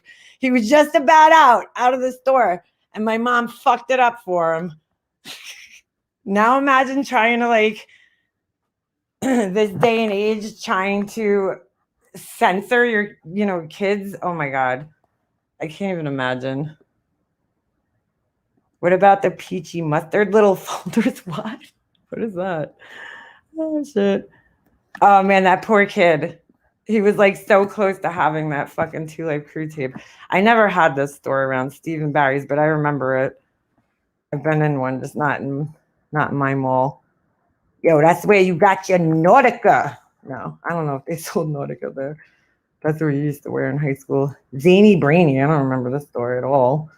Guess we didn't have those in New York. Maybe I do. I don't know. Noodle Doodle? I don't think we had that either. Boring learning games. Who shopped there? Parents who wanted their kids to be overachievers. Walden Books. I remember this place. Definitely remember this place. They're like, we got a picture of it while it was going out of business. Oh shit, I remember that. It was like a smaller bookshop. Delia's, dude. Delia's was my jam. My mom would never order from that place. I used to get the catalog. I heard they came back. I heard they made a comeback. I don't know if that's true. I used to fucking love that place. That was like, I used to like look at the pictures and try to like dress like the girls in the magazine in like the pictures, but my mom would never fucking shop. I shopped at this place. It was actually a really cool place. It was called Exit Q13 because I always had to be different. I didn't shop where everybody else shopped. So there was this place called Exit Q13, and it was this guy actually who, I wonder what happened to this guy. He like made his own brand of clothing and jeans and stuff. He sold like other brands there, but he had his own line of jeans. It was a gay guy. He owned it, and he was kind of a dick, but the clothes were like so trendy. They were super, super trendy. And I shopped. That was like that was where I went for clothes in high school. I was like, that's all I used to go to. Exit Q13. It used to smell like, what the fuck? It smelled like, I don't know, incense or something in there. But so every time you bought the clothes, like you would get home and you'd smell the bag and it would smell like incense. I don't remember this store. Rule? Anybody? Polo tees and hoodies. Oh. Adzooks. I kind of remember this store. Kind of remember that. Imaginarium. I kind of remember this store briefly. Media Play. Never heard of that. What about Blockbuster? Why ain't Blockbuster on this list? Poor Blockbuster. Sharper Image. That was the other one I was thinking of. I don't know how this store survived. It just closed recently in my mall, and it was always empty. I'm like, nobody ever buys anything from that store. How the fuck are they surviving? Now you see all their Sharper Image bullshit in in what do you call it? Fucking Marshalls and stuff. Damn, I miss all these old stores. That was pretty cool. What else they got here? Casual Corner. That sounds familiar. B. Dalton. I remember that one. B. Dalton, the Warner Brothers store. Mint Velvet. Never heard of that. Where's Contempo? That was like, oh my God, remember the old Hallmark stores looked like that? The Children's Place. Oh my God, if this is the one that's like the one. Oh, yeah, this is. Dude, this reminds me of the Children's Place from when I was a kid. They had this big TV. It was like a TV. It was like a little playground that you could play in, which was fucking genius if you really think about it, right? Because when you're in the store clothes shopping for your kid, you know, the kids have nothing to do. They're all bored. And so this place was genius, the Children's Place, because they had a little kind of play area in the store. It was like a little slide. I remember you used to run up on one side with like steps, and then they had this big window, and it was like made to look like a TV if you went on the other side. And then they had these little seats, and then I think they had an actual TV under that, and then you could go down the slide. And me and my brother used to fucking love it. Like we'd be like, Mom. My mom used to get all her clothes from there. So like she would go in there, and that's probably why. Probably so, you know, there was somewhere to fucking entertain us while she was shopping. She used to go there and TSS, Times Square stores. I don't know if they had those everywhere. I guess they did, right? And yeah, the Children's Place. Oh my God, that's so crazy that they still have a picture of that. But we used to love it. They had like, you know, they had something to do. That was like a genius idea, if you ask me, to have a little place to play. They still have a Children's Place in my mall. That store is always like, oh, I always hear that they're going out of business. They're going out of business. They're going out of business. But it's always still here. It's so weird.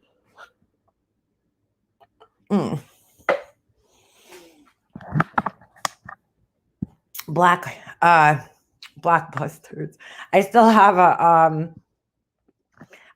my Blockbuster, a movie from there that I never returned. It's in my little memory bin.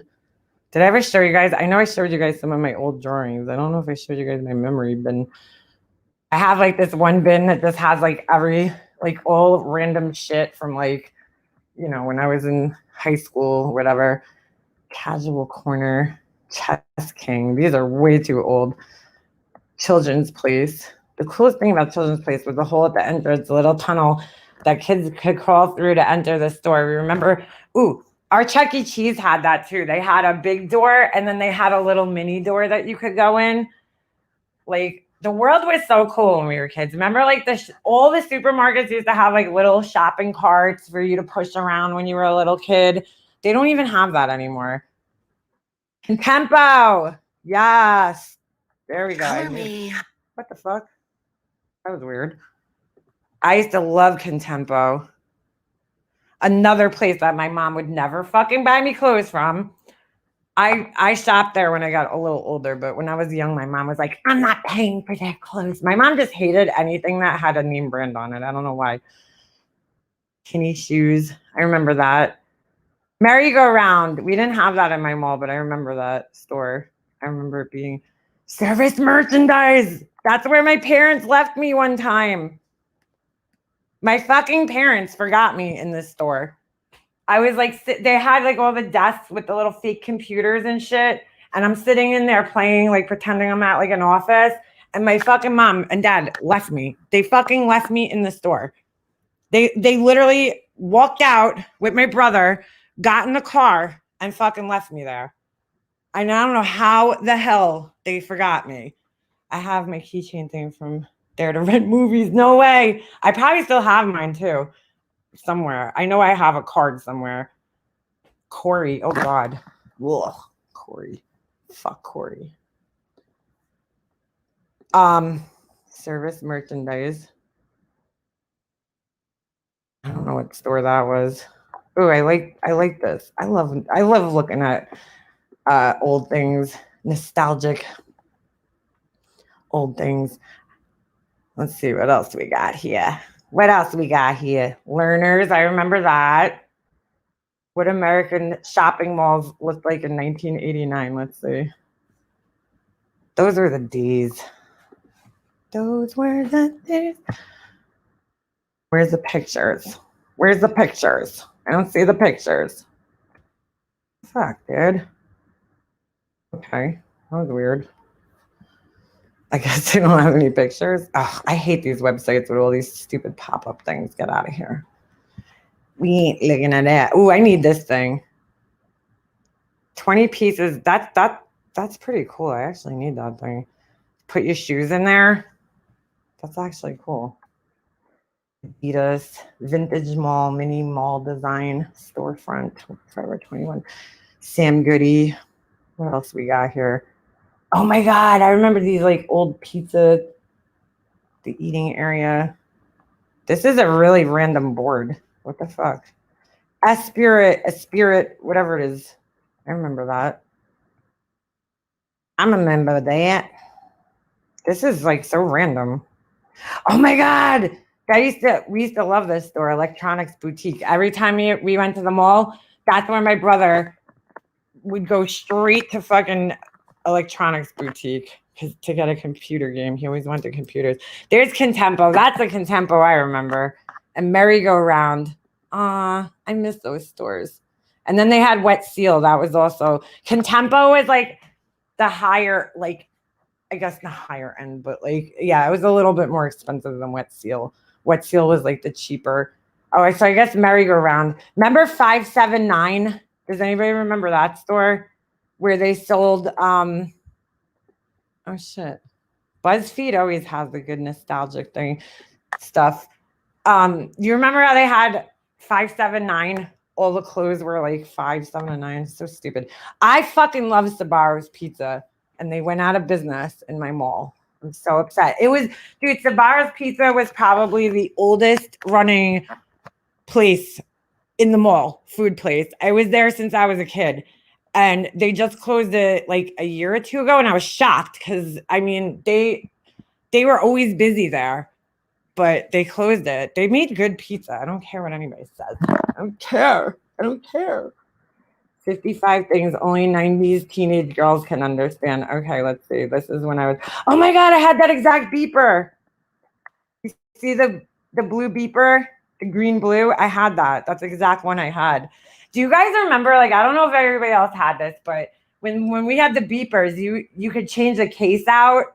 So like you used to go down to like the flea market and like they'd have like spray painted cases, like covers that you could put on your beeper. They'd have like a little palm tree on them or some shit that some guy like airbrushed. I don't know if everybody had that because it was always in the flea market. I had never seen them anywhere else except the flea market. Dude, I used to love the flea market. That was also my favorite place to go. Oh shit, remember Sassy Magazine? I remember that. I remember that. And Jane, the smell of sunflowers. Oh my God, I just want to buy that just to like remember it. I don't even remember what it smells like. Kind of do a little bit. When someone says the Noxemer girl, you know who they're talking about. That's so true. That's so true. That girl was everywhere.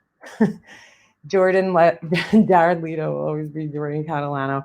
I don't know. All the girls used to love him. I didn't like him. Why? Because he had the long hair. I just like couldn't get past the long hair.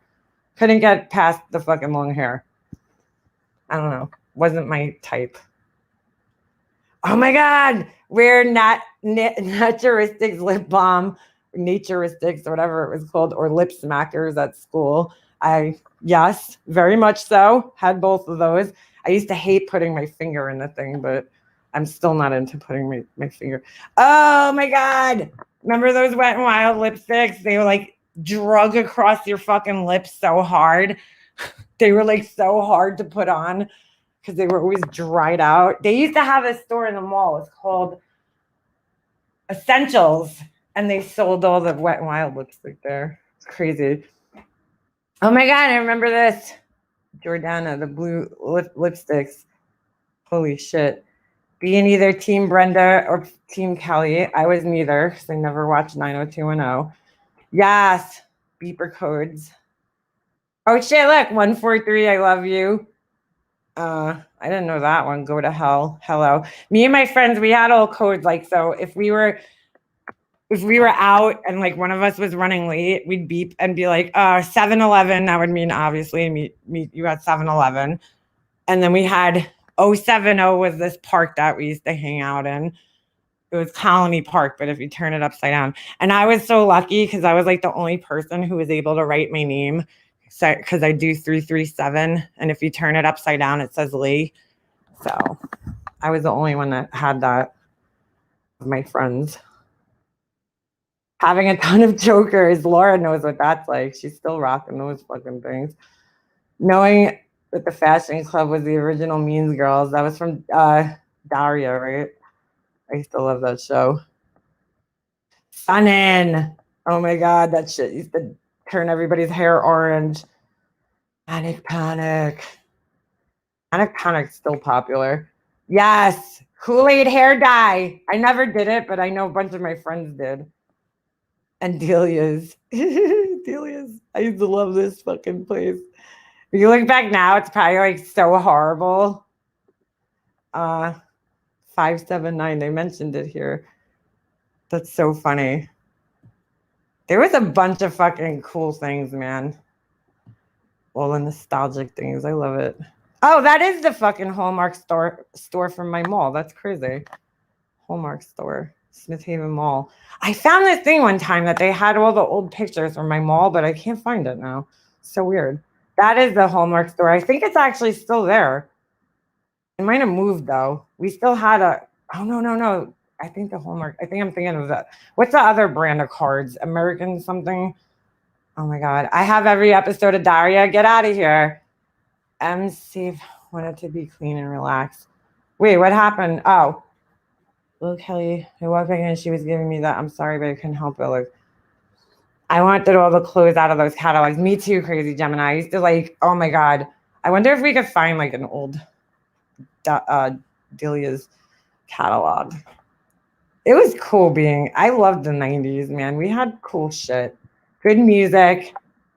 Like the 80s is like the hair, the styles were horrible. I don't look back though at the 90s. Like some of the styles obviously were ridiculous, but I don't look back and think like it looks so crazy because, you know, the hairstyles were pretty plain in the 90s, except for like when everybody used to twist their fucking hair. Do you guys remember that? And put those little baby butterfly clips in them. All right, that shit needed to die. When everybody used to like twist it, you do like fucking 3 rows of twisted hair and put those little butterfly clips in it. But like, you know, for the most part, things weren't terrible. Like the 80s, you look back and you're like, what the fuck, dude? The hair is just like terrible. Oh, remember Gitano? I remember that. Disney. Oh, that's the old Disney store. That's what mine looked identical to that. That's crazy. That's the old one. Wow. Early 90s Contempo casual pants. No way. Somebody still has Contempo pants. That's fucking crazy, dude. They had cool shit there. It got really cheesy though in the last like, I don't know, 10 years of the store. Structure. Oh my God. Do you remember all the guys used to shop there? Every guy used to shop at Structure. Like, where'd you get your shirt? Structure. 15 cool clothing stores every 90s mall rat misses. This image is no longer available. Okay. Well, that sucks. Merry-go-round. This image is no longer available. What happened? Oh man, come on. Multiples. Oh shit. Dude, that's the store I used to love. Multiples. You used to go in there and they had all different, like it was all plain clothes, right? So you could buy like leggings, but like everything was the same color, right? So you could get like orange or you could get blue and you could get the whole outfit, all the same color. The leggings, the shirts, like everything was like folded in these little boxes. And then like you used to, I don't know, it was weird the way it was set up. Remember candy stores too? They don't even have fucking candy stores around anymore like they used to. I miss going into like candy stores. They used to have at least every mall had a fucking candy store. Z Cavaricci's. Which one's this? Hold on a second. Oh, merry-go-round. We didn't have that in my mall. I don't think we ever had that. Multiples was the jam, but that was like 80s though, I thought. Contempo. Gadzooks. Why are the pictures gone? 579. Okay. Limited 2. Oh my God. That was another place my mom would never fucking buy me clothes from. All my friends would shop there. I think that's why, I seriously think that's why I became a fucking clothing hoarder. My mom gave me a complex. God rest your soul, Mom, but I think you did. Because like when I was younger, you know how it is when you're a kid and like, you don't want to be the kid wearing the fucking clothes from Walmart, you know? Like all my friends would have clothes from like Contempo or the Limited. And my mom just would not buy the clothes there. I don't know why, man. She was weird with the clothes. So like I always had to have like the cheesy version of everything. And I think that's why I had like such a complex when I got older that like I fucking, like once I had my own money and I was able to buy my own clothing, I like I hold on to it now. I don't know. Like that's why I buy so much clothing. My mom gave me a clothing complex. I'm going to blame her. Oh, Wild Pear. That was a good shoe store. Tom McCann. I don't remember that. Wow. Structure. I can't believe all the pictures are gone. That sucks. Yeah. Oh, man. I remember that. Brandy Brown in the house. I'm a clothing hoarder too, especially shoes and purses. I mean, like, I don't know. I think it's my mom always is like, everybody has Z Cavaricci's. I mean, I just wanted one pair. My mom wouldn't buy them. She would buy. It's not like we didn't have money. Like at that time, we had money when I was that young, but she just never would fuck it. I don't know. She was like so anti name brand clothes for some reason. Even if it was like Contempo wasn't name brand. You know, it was just a store. Made their own, manufactured their own clothes, like Forever 21. But she just fucking would not shop there. My favorite store, absolutely favorite store, was Joyce Leslie. That's where I pretty much, Joyce Leslie, I don't know if they had them everywhere, but that place kept me dressed from, I think, like 7th grade to like through my fucking 20s, pretty much. All through my 20s. I loved that store. I'm so sad. I was so sad when it went out of business. I literally almost cried. The best was that at the end of the season, you would go there and they'd have like sweaters for like $7. So I would just buy a shit ton of like clothes at the end of the season. And then, you know, the next year I'd have like all these like brand new sweaters with tags on them. Never heard it. I don't know if Joyce Leslie was just like an East Coast thing or a New York thing. I think they might have had them down in like maybe Jersey, probably had them. I don't know. It might have just been the tri-state area, to be honest with you. Let me look it up. Let me see if they had them.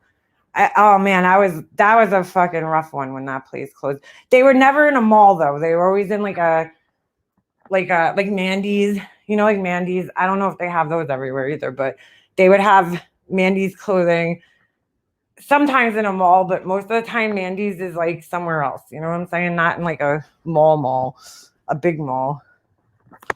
Hold on, let me see if I can find Joyce Leslie. That was the fucking shit. That was the shit. Hold on. I don't know what all these weird things are in my searches. I'm a little concerned about that. Joyce Leslie. They can't still fucking have Joyce Leslie. There's no way. No, they don't. Hold on a second. Oh shit, they still have them in the Bronx. Get out of here. Look at that. They survived in the store. So they just sell, I guess, I don't know. I don't know if they have a Facebook. I'm not going to click on that because I'll dox myself, but I guess I can't believe they still have them in the city. That's so fucking, wait a second. How come it says Long Island? No way. No, those are the old ones that closed. They're not here anymore. I cannot fucking believe that they're still open. That is insane. I'm driving to the Bronx, guys. They had the best fucking clothes. A lot of it was like club wear, but they had also like, regular clothes. They had a little bit of everything. Some of it was like club. Some of it was, I don't know, all different shit. But it was like your one-stop shop for fucking clothes. Because, oh my God, Charlotte Russe. Charlotte Russe is owned by the same people that owned 579 and Rainbow, I think. I'm pretty sure they will have the same parent company. Rainbow. I used to shop there too. Fuck it. When I was like fucking young and I didn't have money, I shopped at Rainbow. I remember me and my girlfriend used to ride our bikes up to the Rainbow shop, and then we'd ride home with like these huge bags on our fucking handlebars. Did you go to the one right across the street from the Smith Haven Mall? Yes, girl. Yes. That was the one that I used to go to all the time. But I shopped there, and then I would shop at the one in Farmingdale because that one was fucking huge, and they had the best selection. But that was more in my 20s. When I was in high school, I would go. Once I started driving, though, I would drive all the way to Farmingdale to get Joyce Leslie because that Joyce Leslie was sick. It was huge.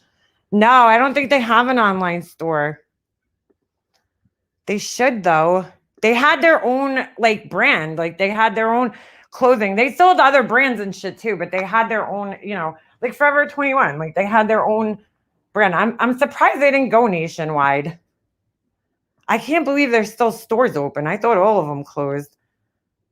Yeah, look at that. Woodland Park. That's fucking crazy. I really thought that they would all be out of business. I thought the whole company went under. Shit. I'll invest. Yeah, there it is. Joyce Leslie. Oh, that's not the one I used to go to, but that's what it is. It was a city store. It started in the city. My grandmother used to fucking shop there. It was so funny. She would come, she'd like come to family parties. She'd be like, oh my God, I went to Joyce Leslie. And she was like in her 50s and 60s. And she would go like, she was so cute, my grandma. But it was definitely for younger people. It wasn't for older women, but she shopped there. She would find shit. And she loved Dots. Dots. Remember that store, Dots? Oh my God. I wish they still had it. Joyce Leslie, my heart. I don't know where I wish I knew where they went down to, though. Like, I don't know. I guess it was an East Coast, New York thing. I don't know. But it was a good store. My grandma was the best. Let me go with a friend shopping in Greenwich Village. I love going there, chick. It's not the same anymore. When I was young, I used to go down to, like I'm talking like in my 20s. If you went downtown, they had a lot of good clothing stores on Broadway in like Chelsea. And that's where I used to go a lot. They would have like some would be like little boutiques where they'd have, like, a designer, let's just say that's like some designer that's just starting out in the city, who just graduated from FIT and they just have a little boutique. But then they also had like regular stores down there, like VIM and What was the other one that I used to love? Fuck, I can't remember the name. I think they're still around. The store is, but they had great stores down there, but it's sad. They all went out of business when 9/11 happened. You know, I drove down there like a couple of years ago. I went to the IMATs, and on my way home, I was like, well, I'm going to stop in, you know, downtown and see if there's like, and all the stores were gone. It was so sad. I used to go to Soho. Yes, Kathy, that's pretty much in the same area. Soho, Chelsea, like that, you know, downtown area where they had the cheaper clothes because God knows I couldn't, you know, I couldn't afford the shops on like Fifth Avenue and shit. So I would go down there, get the clothes. That's where it was, yeah, all the little boutiques and cool places, you know, cool stores that had like unique shit. Because I would go there and shop, and then like none of the clothing stores had the same shit that you would find, you know. I miss that. Everyone on the island shopped at Joyce Leslie. Yeah. Joyce Leslie was the jam. I wish Tribe perfume discontinue. That and Rap Musk. I don't remember that. I don't remember that scent. You know, because like at that age, when you're younger, like the clothes are throwaway. I used to like wear them for like a couple months, and then like that was it. You know, you don't need them to last long. You just need to look good for the night when you're going out. Oh, it was so fun. Miles shoes. I don't remember that. Yes, I remember. We used to always go into Spencer's. Always. That was like, you know, you had your certain stores in the mall that you would hit up. Spencer's was one of ours. Man, I miss this place. I miss Joyce Leslie. They really did have cool stuff there. It was like Mandy's, but like better. And I don't know if they have Mandy's everywhere, but I know they had. I know Mandy's like spanned a little further down the East Coast. I can't believe this. Cheap. Oh, look at that. Somebody did a try-on. Cheap try-on haul, maternity edition. I hate when people wear those tight dresses when they're pregnant. I cannot believe they still have Joyce Leslie's around. That's crazy. Anyway, all right, guys. I think I got to end this because I got to get dressed and I'm going to go dream about Joyce Leslie. Oh, look, the Joyce Leslie 2015 model search. Maybe Laura could try out. Anyway, thanks for hanging with me today. Reminiscing about the good old days. The Aspica wedges. I don't remember those. I used to love the Rocket Dog wedges. They were the best from the 90s. We liked packing a car and going to Hammerheads. Why does that sound familiar? Yes, yeah. Remember the world's better with you in it, and fucking Capone. Stop fucking stealing Hummingbird shit, right? I know you're still watching, you douche. Anyway, I hope you guys all have a great day. I'm gonna go put some shorts on and get dressed because I gotta go get my son. And welcome back, Angel. And I'll see you guys sometimes in the near future. All right, I'm out.